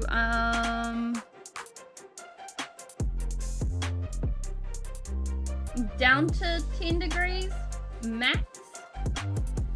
In the bottom of the North Island, as in the Southland, you got what? I'm gonna have to remember this. Okay, let's pull out the weather report for this year.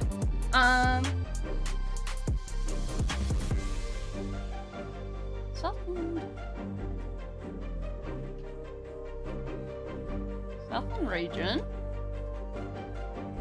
Low.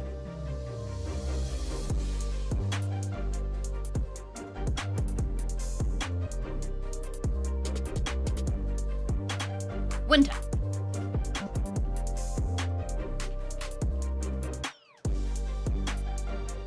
Okay. their lowest recorded temperature was -18. Okay. But it averages about -8 to 10 degrees Celsius. Oh, where is a Fahrenheit converter for American fellas? Celsius to Fahrenheit. So, -10. That is 14 degrees Fahrenheit. Yeah. Yeah, but no... no invasive species at all, no, none. I mean, no natural predators at all, no. Because, like, in New Zealand, the birds have more, like, camouflaged their nests from hawks than anything else.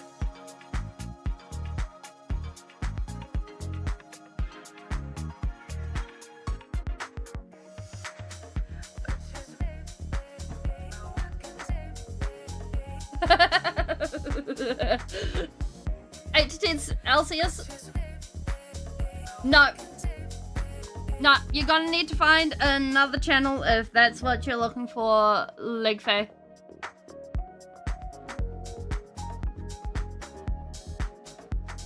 That's not the kind of thing that happens here.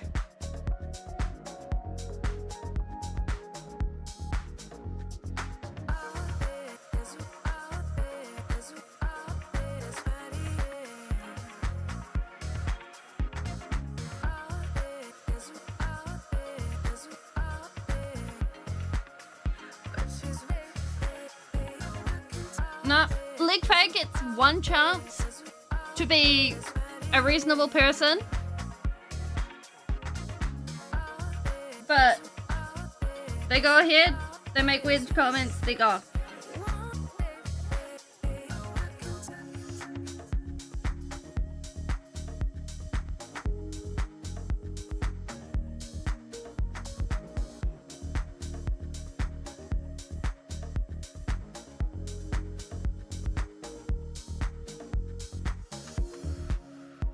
Same with anyone else.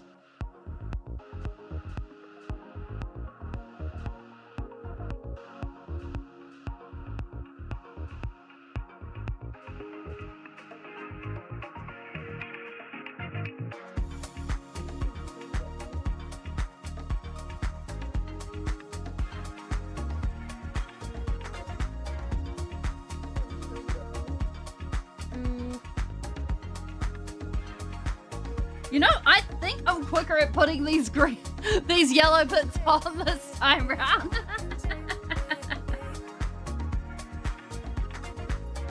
Alright, I think I got this down.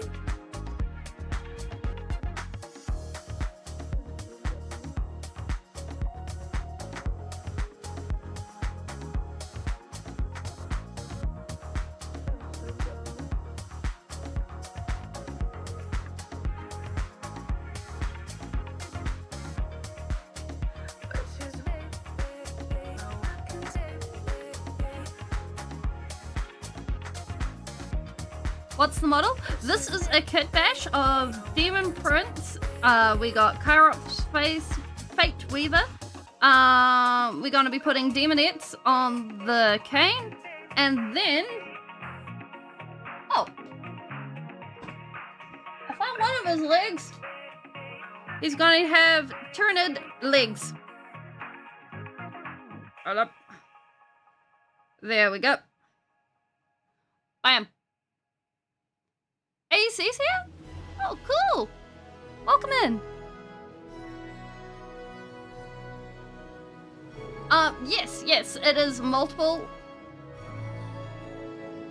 Oh, hey AC. I totally missed your message. Welcome in.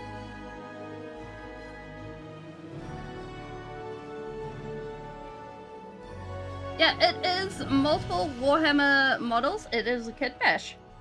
And we're making a pimp. Because why the hell not?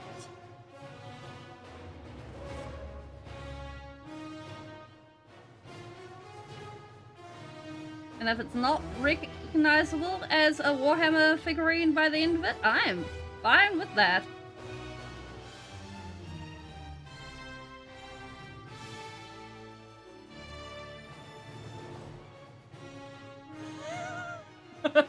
Yeah, I mean, like, I'm pretty sure if a demon with Tyranid legs walked out of the warp, I think that would be their worst fears come true. Like, congratulations, the bugs that are anti-warp have gone ahead and created a demon from the warp that is part Tyranid. Like, how much worse can you get?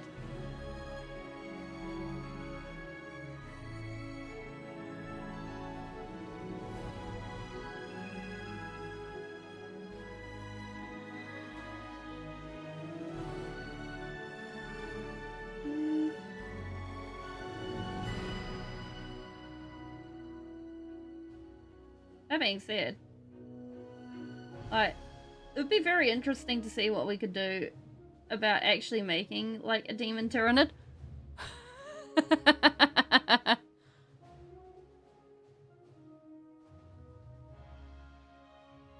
haven't looked into the next Dawn of War game.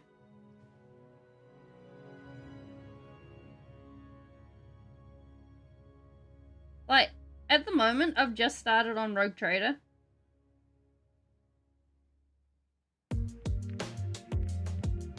And so far, I'm wandering around with a psychic wound, and I'm like, this can't have any problems.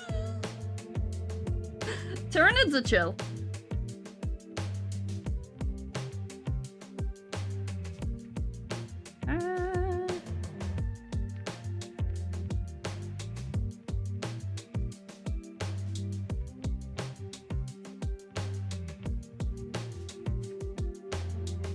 One and two, both good games, campaign-wise? Okay.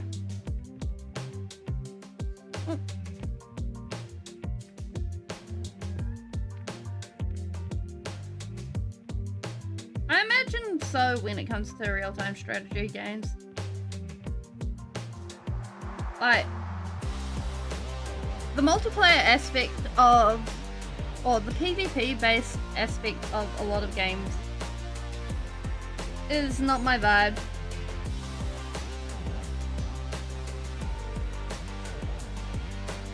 Your PC don't like Road Trader? Oh no. Yeah, mine doesn't like Borderlands 2. Like, anytime I have tried to run Borderlands 2, it just gone. And for the longest time, Fallout 4 was the same. It was the biggest tragedy. Now at least I can play Fallout 4 in like an hour to 2 hour bursts before it crashes. And I'm just like, it does bring out the Speeble. Like, we don't play PvP, it brings out Speeble. And I'm quite happy leaving Speeble at home.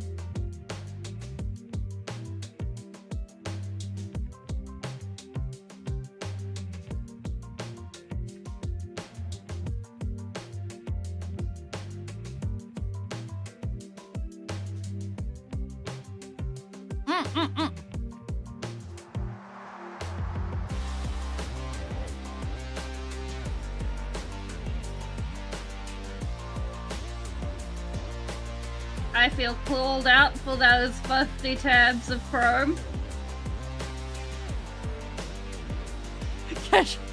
Casually, yeah. Making sure I'm not running Chrome right now. Yeah, like, it's one thing that I found with PvP was the fact that any time that I played, whether I was winning or losing, I'd be walking away mad, and I'd be mad for hours.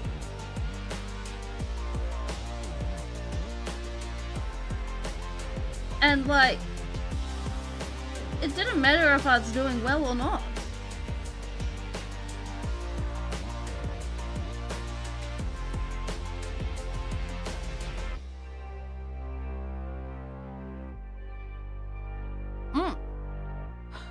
Oh my gosh. Like, I have played a grand total of 1 game of League of Legends. And, like, I was almost ready to put my keyboard through the computer. No, it would have been more than 1 game. Because, like, it took up the time where... no, it would have been an hour of League of Legends. Because basically the teacher didn't show for a computing class. And so one of the students was like, aha, come play this new game with me. And I'm like, what is this new game? And he's like, ta-da! And I'm like, we kill someone!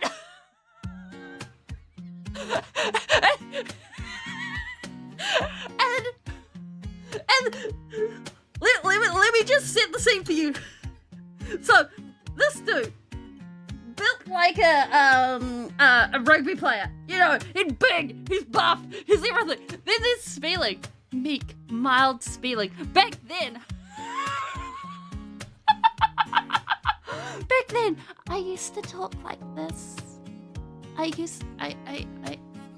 barely ever spoke very loudly at all. I'd just be like, oh yeah, this is fine. And then I just, it's like, you know what? I think that's, unfortunately, yeah.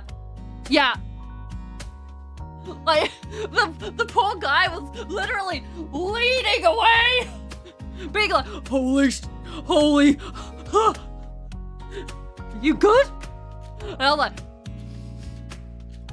I think, wait, where's the brush that I don't use anymore? I think I'm finished. Like,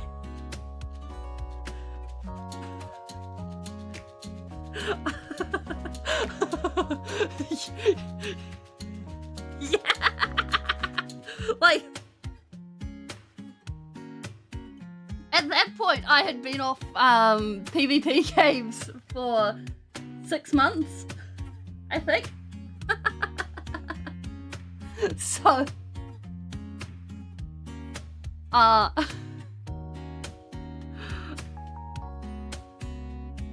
thankfully I didn't get too much risk. Yeah, like,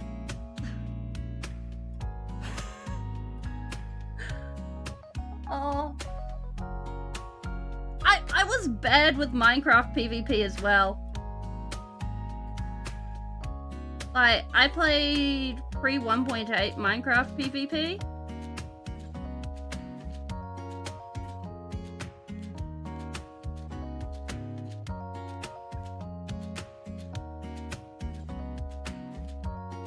But, I grazed myself snapping that paintbrush. Oh well. Such things happen. Thank goodness it's not a paintbrush I care about. But, yeah.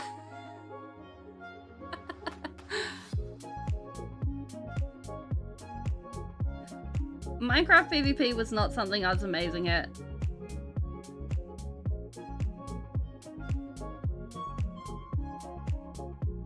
Like, there's skills that I choose to let wither and die because I don't want to go back to that.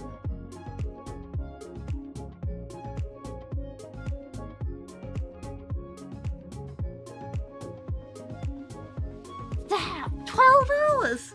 Jeez!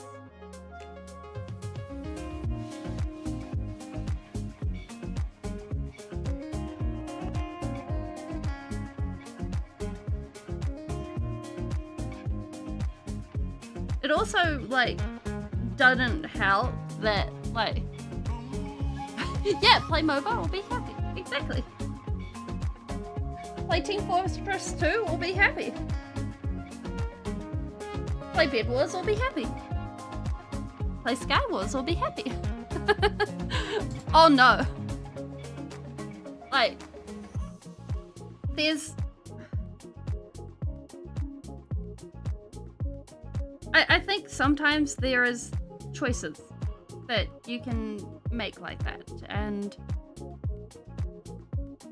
sometimes in the moment they can feel hard, but in the long run they're really worth it.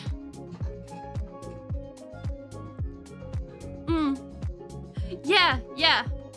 Like, there are some people that I would enjoy meeting again, but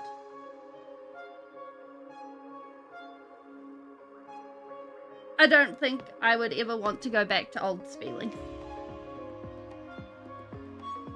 I think I terrorized my sibling too much.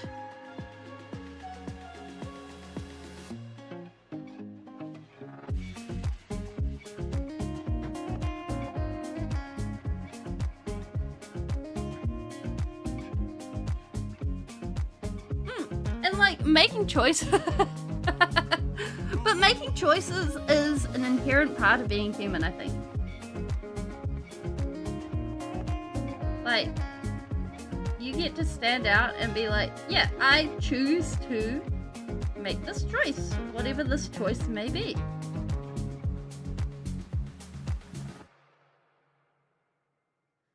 My choice is chatting about inane things and painting and doing stuff. And it's great.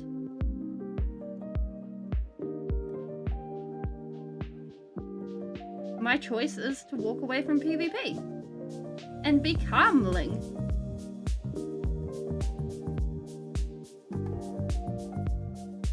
And have a good relationship with my friends and my sibling.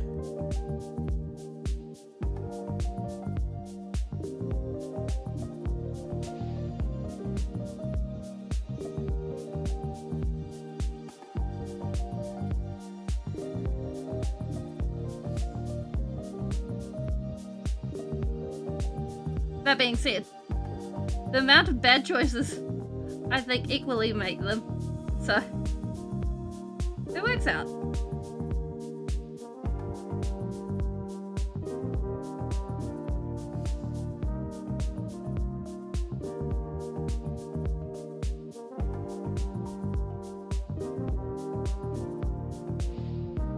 We could totally run this guy as Kairos Factories of 2 because he's of similar size-ish by the time we finish. Your choice is to worship the Omnissiah. Fair? Fair?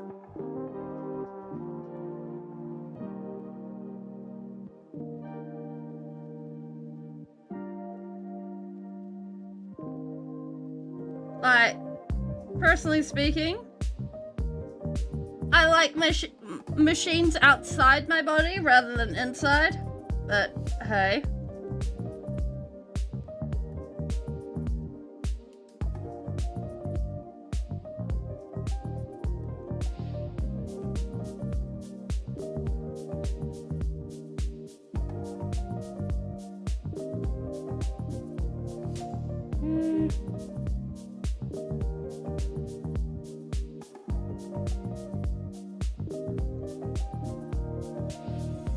Yeah, choices have consequences.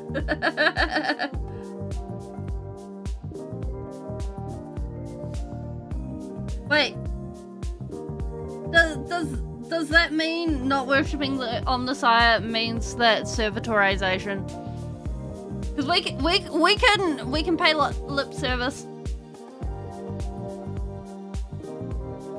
Do you suppose that there's like anyone in the 40k universe who's just like, you know, I don't really feel like the God Emperor is the way, the truth, and the light. We gotta go ahead and we're just gonna pay lip service. Because that was a whole thing during the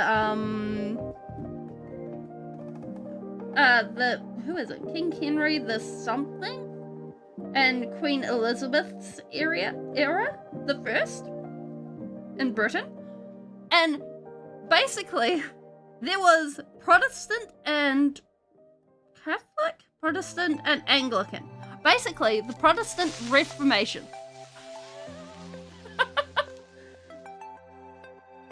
And from there,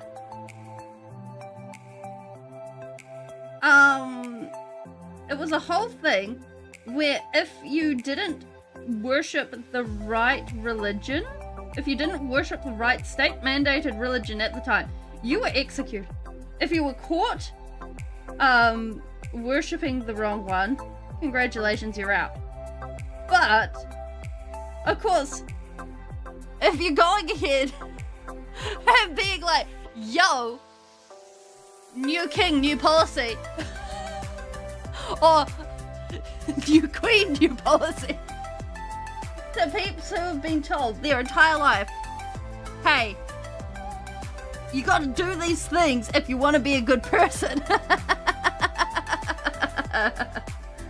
And then, congratulations, there's a new book of stuff you need to do to be a good person and get to that lovely shiny afterlife. As you can imagine, there's a whole lot of people going, I don't want to do this. So, basically, you got peeps busy going, we're just gonna pretend we do this. We good, we Gucci.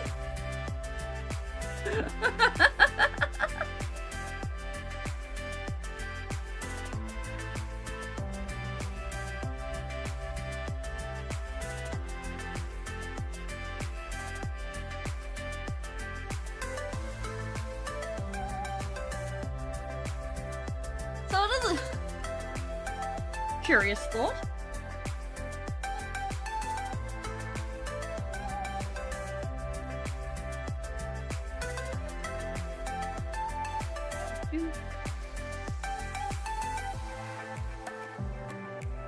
Here we go.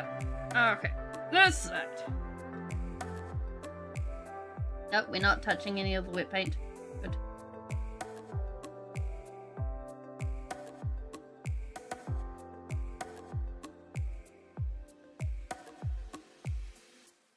Oop. The funny thing is about these wings, like originally I was planning on them being like a macaw's wing, like a rainbow macaw. Only thing is, I know, ta-da, ta-da, they're all fleshy. Can you imagine it, Vincent? Like, I was planning on them being like a macaw's wing. The only issue is, like, I painted them from memory, and then when I came back, no, actually, they're Tyranid hands.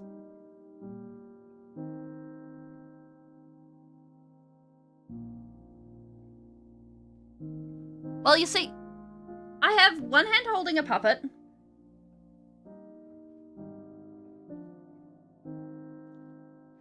I have two hands here. Then I'm keeping my other hands down by my sides. So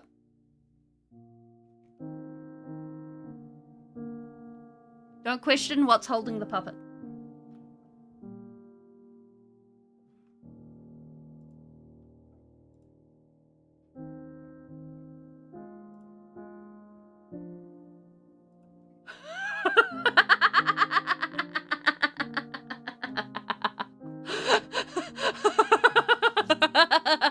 A hand, of course. What else would be holding the puppet?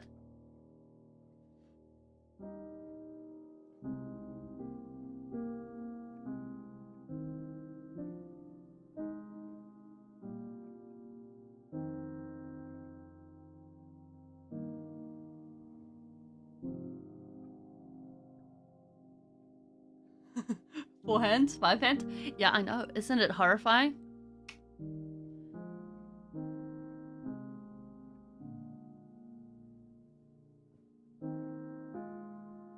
I kind of want to organize a way to have actually 4 hands on my final model. Like, the more I think about it, the more I'm like, I like this idea. Therefore, we can do all the shenanigans.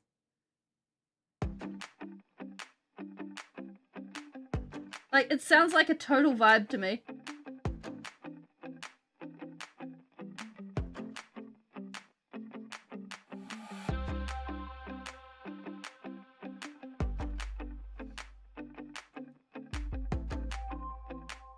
Well, I mean, you have to do exercises here, and you have to do it. Do exercises here. So obviously, you would need to go ahead and, like, do exercises. So, yeah, it's just more exercises.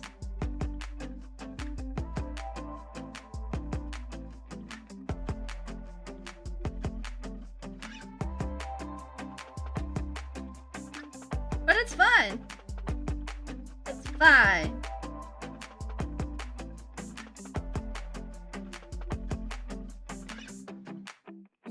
I don't think you could drive 2 F-15s at the same time unless you were doing it by remote control. And don't F-15s require pedals? So you'd need not only 4 hands, but you'd need 4 feet. And probably 4 eyes. By this point, you may as well clone yourself. And then set up a neural link with your other self. And then... then you'd be able to drive 2 F-15s at the same time. And be like, ha-ha! Because not only that, but you would have 2 brains and 2 bodies. And be able to experience it in full high definition.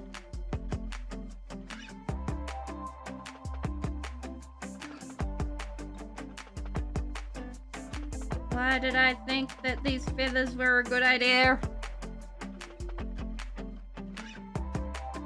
I just put stuff on the camera. Is there stuff on the camera? Nope, we're good.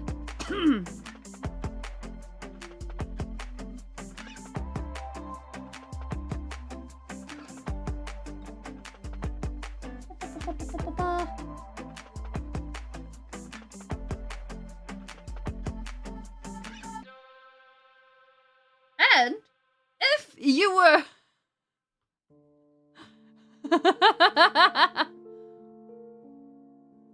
if you were multitasking with a hive mind, why stop with 2? My voice is doing okay. I probably should have a drink. I'll have a drink after this load of paint on the brush.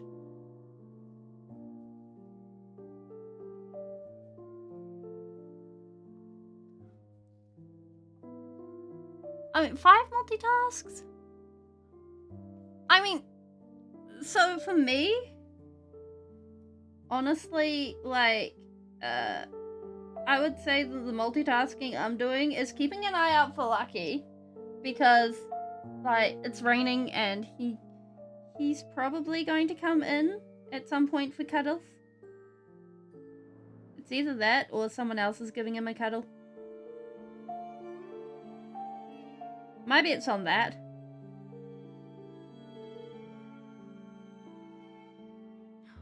Can I paint with both hands? Well, not at the same time because I need to hold the model, but I am, in fact.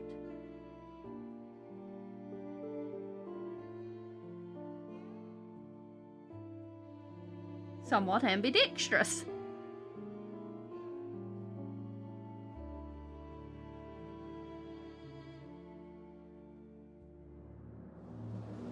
It's harder with my right hand, but it still works. Ta-da! Nah. I think possibly I could paint with 3 hands.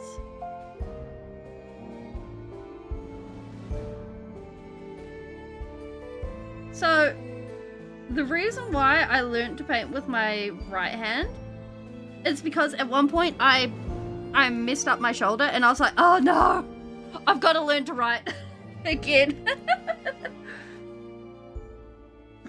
But it was my left shoulder that was busted. So that I had to actually go ahead and learn to write right-handed.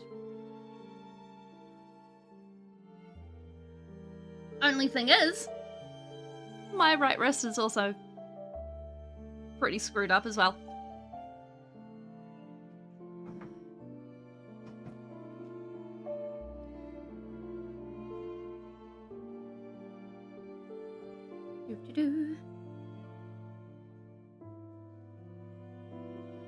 So, generally speaking, I prefer to stick with my left hand because it lasts for way longer and it doesn't get tired and sore.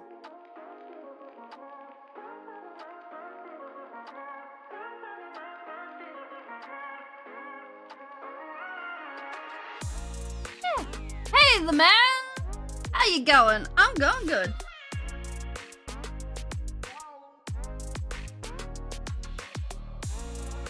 We're busy painting a kit bash. We're giving it some wings, making it all fancy. We've added its arm, which is custom positioned, and the base for its K. Yeah!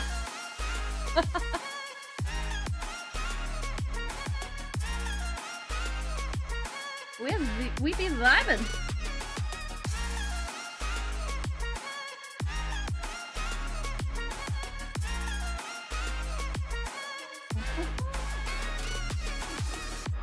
And it'd be good times.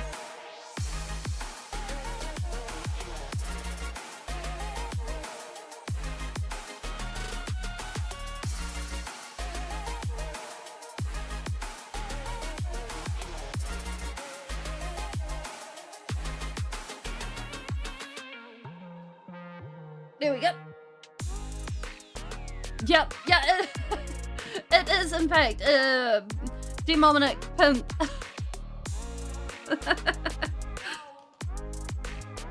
Alright, so how have we done this? We want some scarlet and then some orange.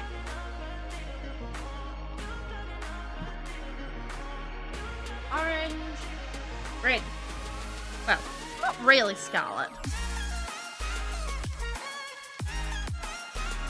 Okay, honestly, I don't play either. Personally speaking, these are horrendously overpriced if you're buying the real stuff. Yeah, go for eBay. Go for eBay or like knockoff sites, personally speaking. Hey guys, I'm starting to see another reason why I don't see any of my Warhammer streams on thing. I have a sneaking suspicion I'm not brand friendly.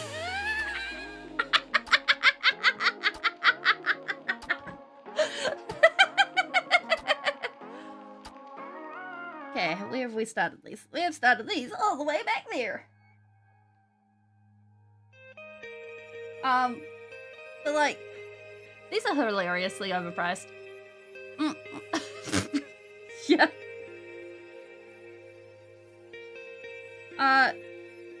That being said, like, if you're wanting dragons, Archon Studio has some amazing dragons for much more reasonable prices.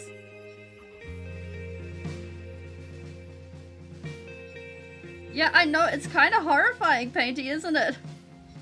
Just out there being unfriendly to brands. Oh my word. Oh, please tell me I did. Oh, yeah, I did. Yeah, you can play on Tabletop Simulator. They've got mods for that.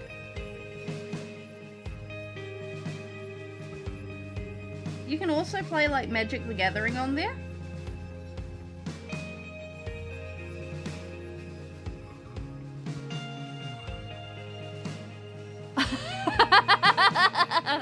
Yeah, like, I've looked at Gunpla, and, like, I'm kind of interested in trying it at some point, just to, like,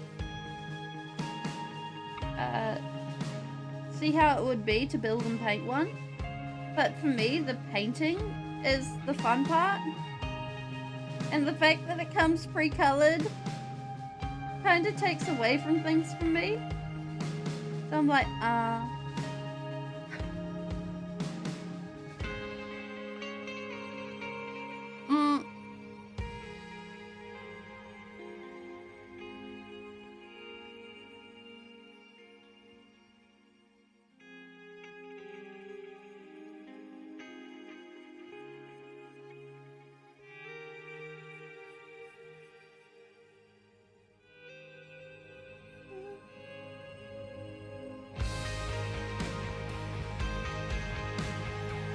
But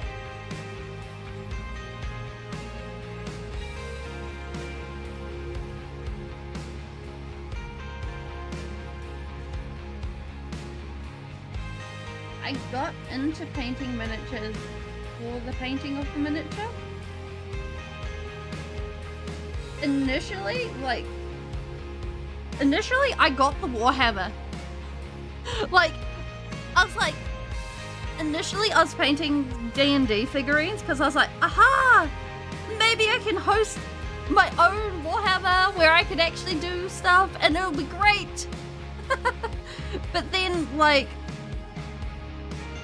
getting all the cracks and crevices annoyed me, and then I was like, wait a minute, search the back and beyond of my own memories.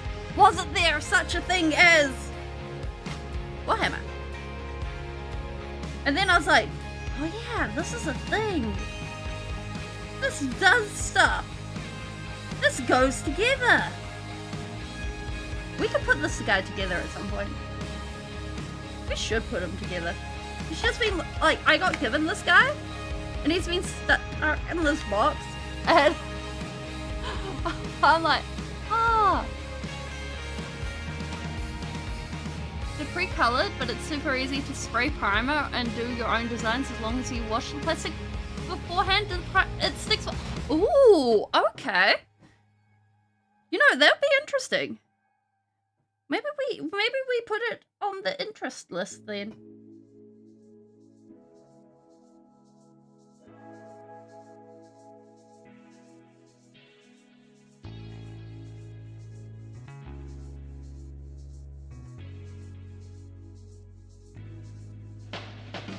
And then, well, the rest is history because then I found the lore of Warhammer.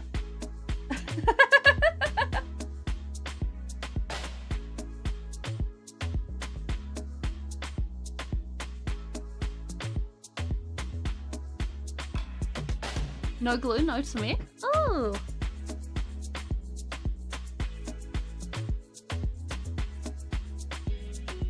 What maps require the mannequins? I don't remember them.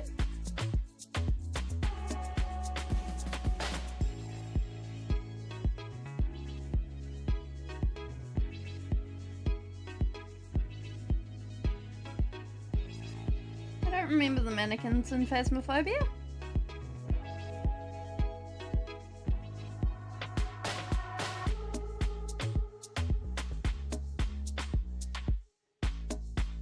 Just use spray. Ah. Yeah, like generally for larger pieces or works, I use a spray primer. Where? Like. Ah. Oh, that should not be there.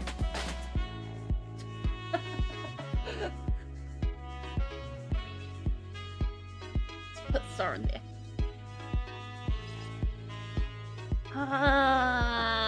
No, I have lost. I generally use a grey spray primer because it's a good intermediate colour and I'm almost always able to get it too.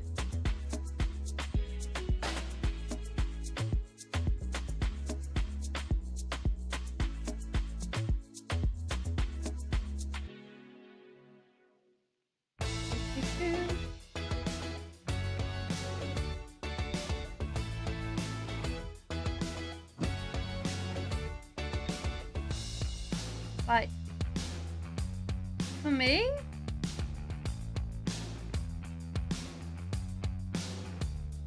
mecha isn't a huge part of my interests. It's more the crazy organic creature! Away! Is where the vibes are at for me.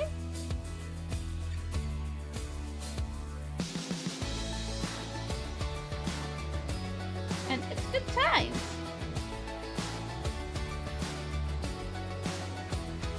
Because within the crazy organic creature, away! Like, you get the dragons, you get all the fun stuff, I think. See you!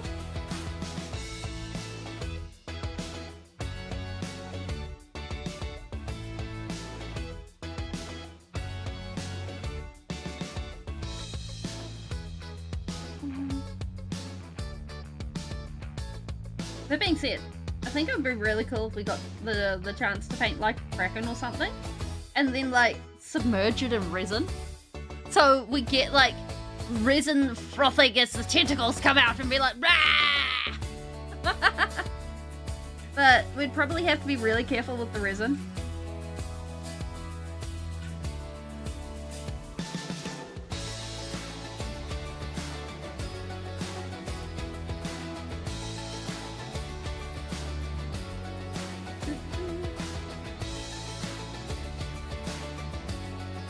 Sort of clear casting stuff.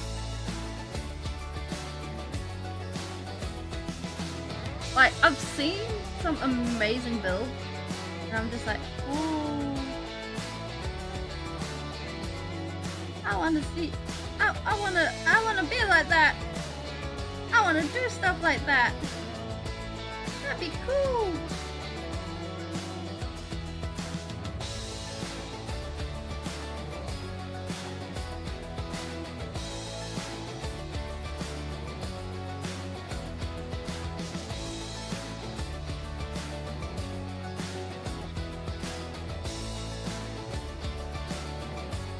Like, oh no, that's the dark thing.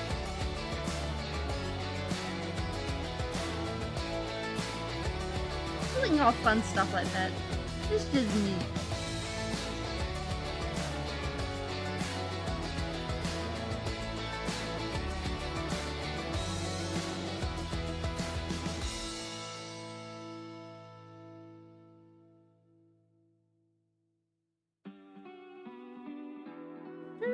There we go.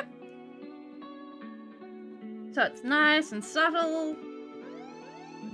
Well then,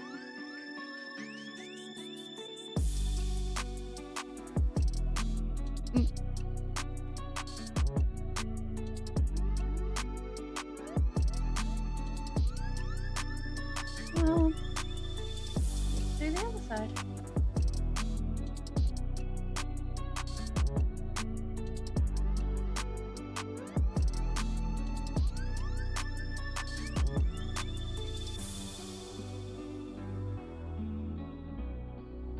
And I'll see about getting another couple of soul rings done. Either today or we'll do them on stream tomorrow. Because I have 2 more soul rings left and then it's lands.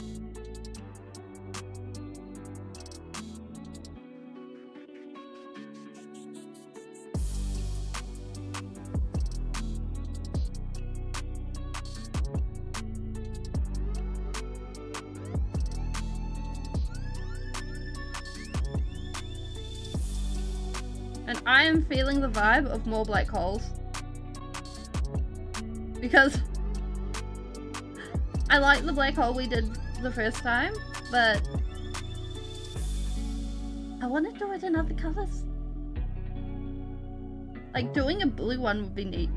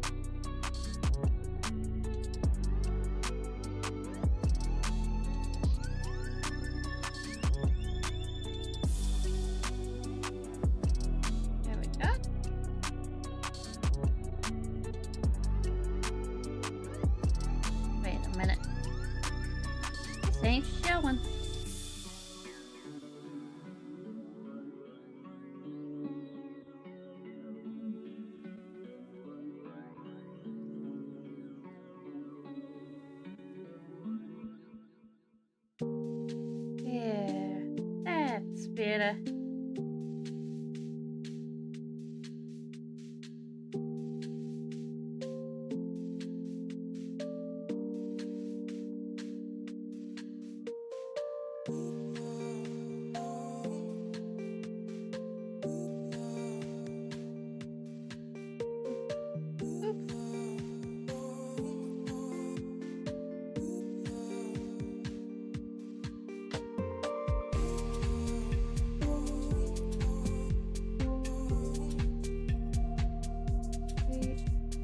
There we go.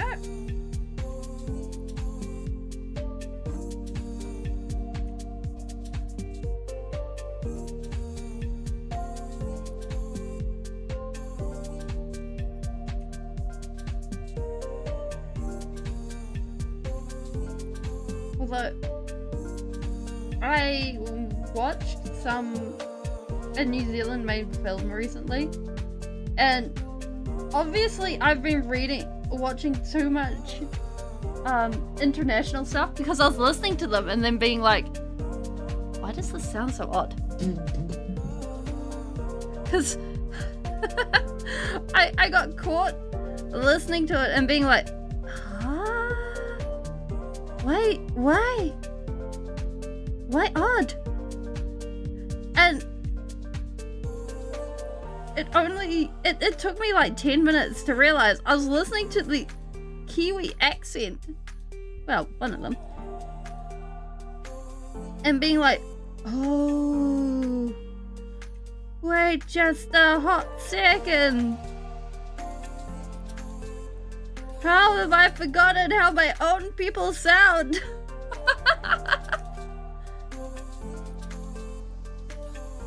It's been so long since I've heard anyone on the TV. The confusion is real. Like, what?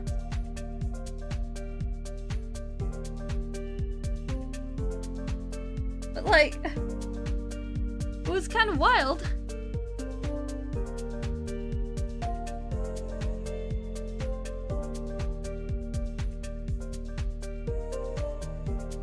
Now, it's only this first lot of feathers that gets it.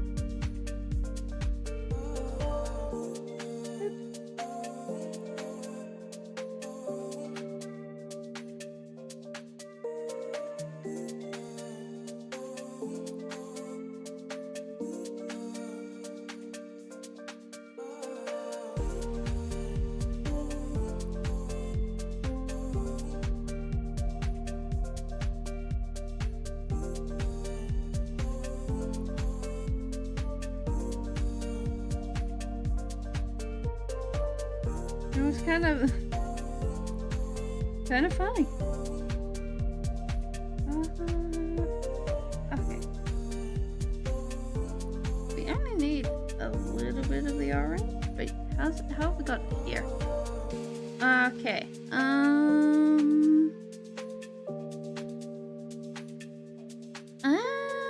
Okay, so it's this feather. Feather, and it's actually a lot more orange than I initially had. We can match feathers! Doo-doo-doo. There we go.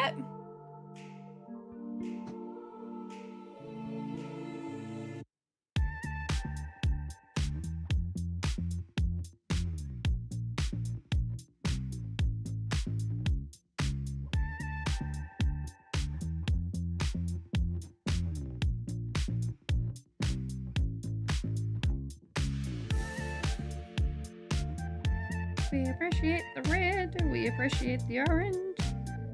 We get the shininess. Life is good.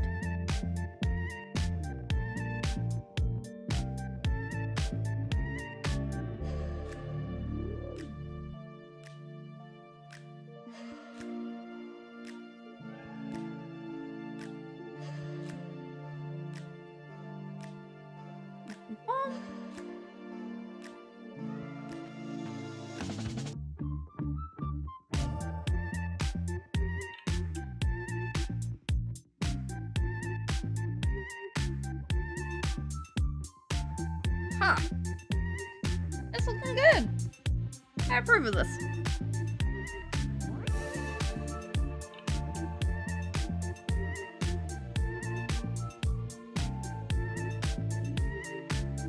That being said,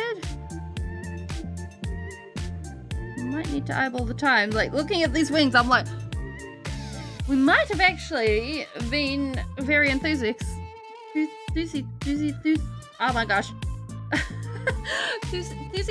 Oh my god. How did you manage to mess up noodles? Noodle? Water? Okay, wait. Was it like cup noodle, pour in boiling water? Or was it like hot on the stove, water, wait for it to boil, put the noodle in? Cause like I can definitely say doing it the other way is a little bit more difficult.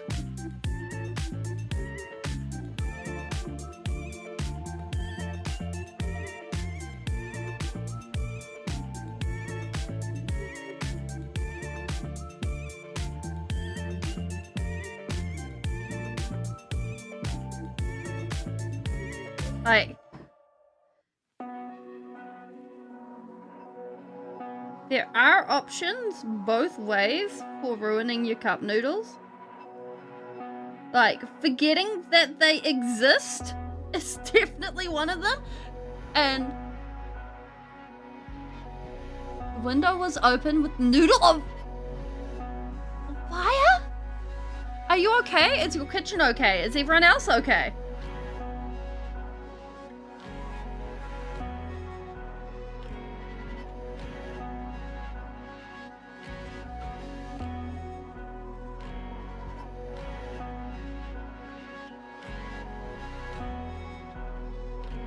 Okay, that's great to hear.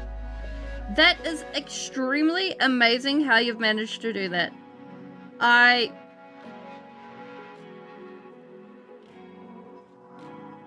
not sure what to offer you, but I offer you something. I offer you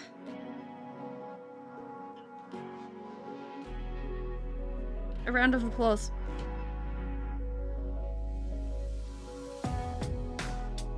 That is truly impressive. I don't think I've ever set noodles on fire, nor do I know anyone else who has managed to set noodles on fire before.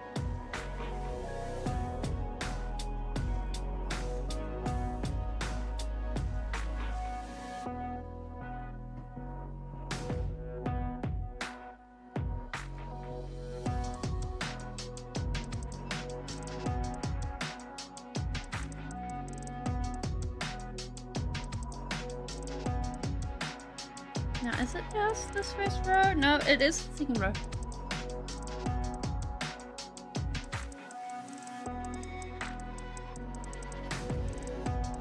Well, I hope you're still able to get your edible food in some form or another that is not burnt noodle. Like, burnt noodle sounds like the saddest snack ever.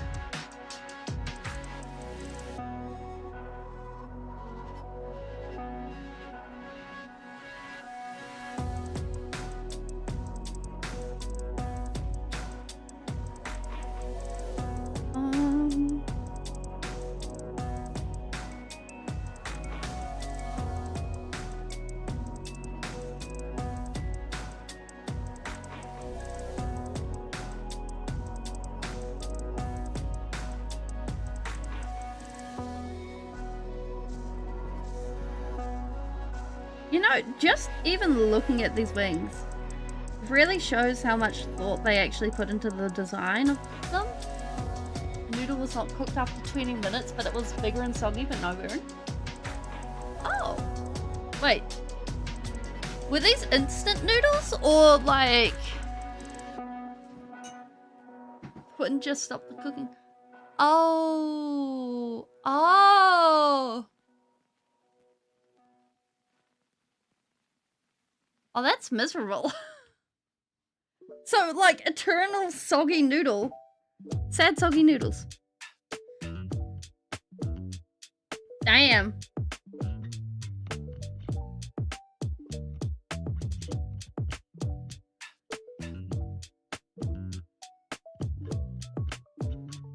Like, pum, pum, pum.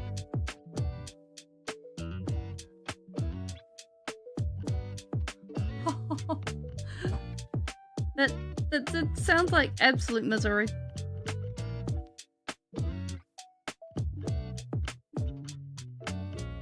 Like,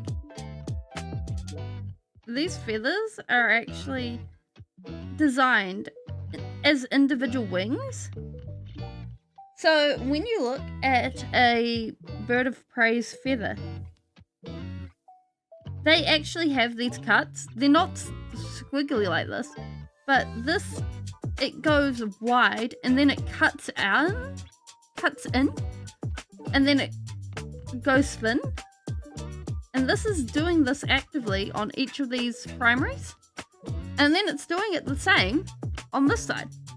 It then straightens for the secondaries. But on all of the feathers, they're also angled. So that they are... Where's a pen that will show up?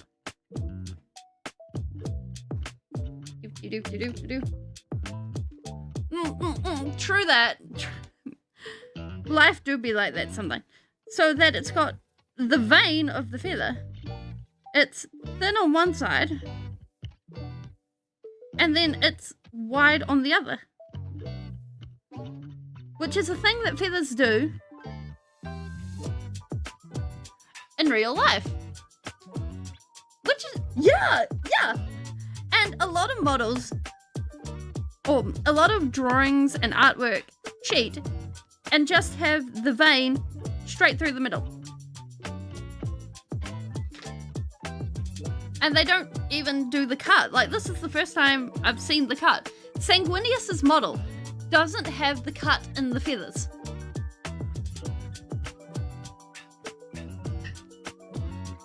So that's wild. In the coolest of ways.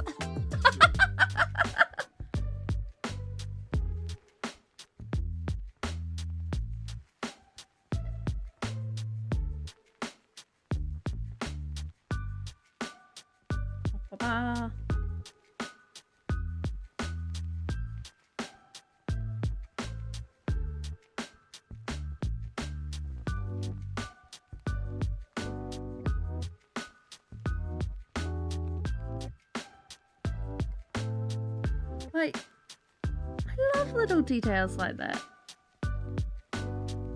Okay. And I think with that,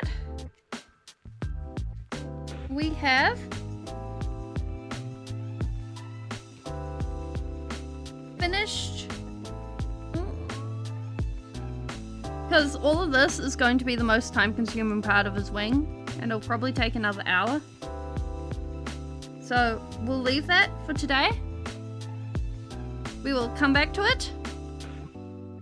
And we will go say hello to someone.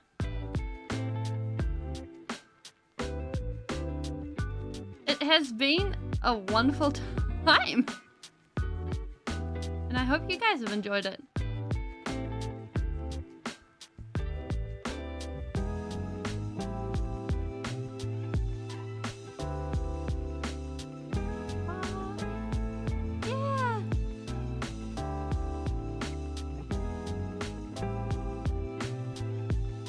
Twitch, we will go and say hello to Smiling Beagle.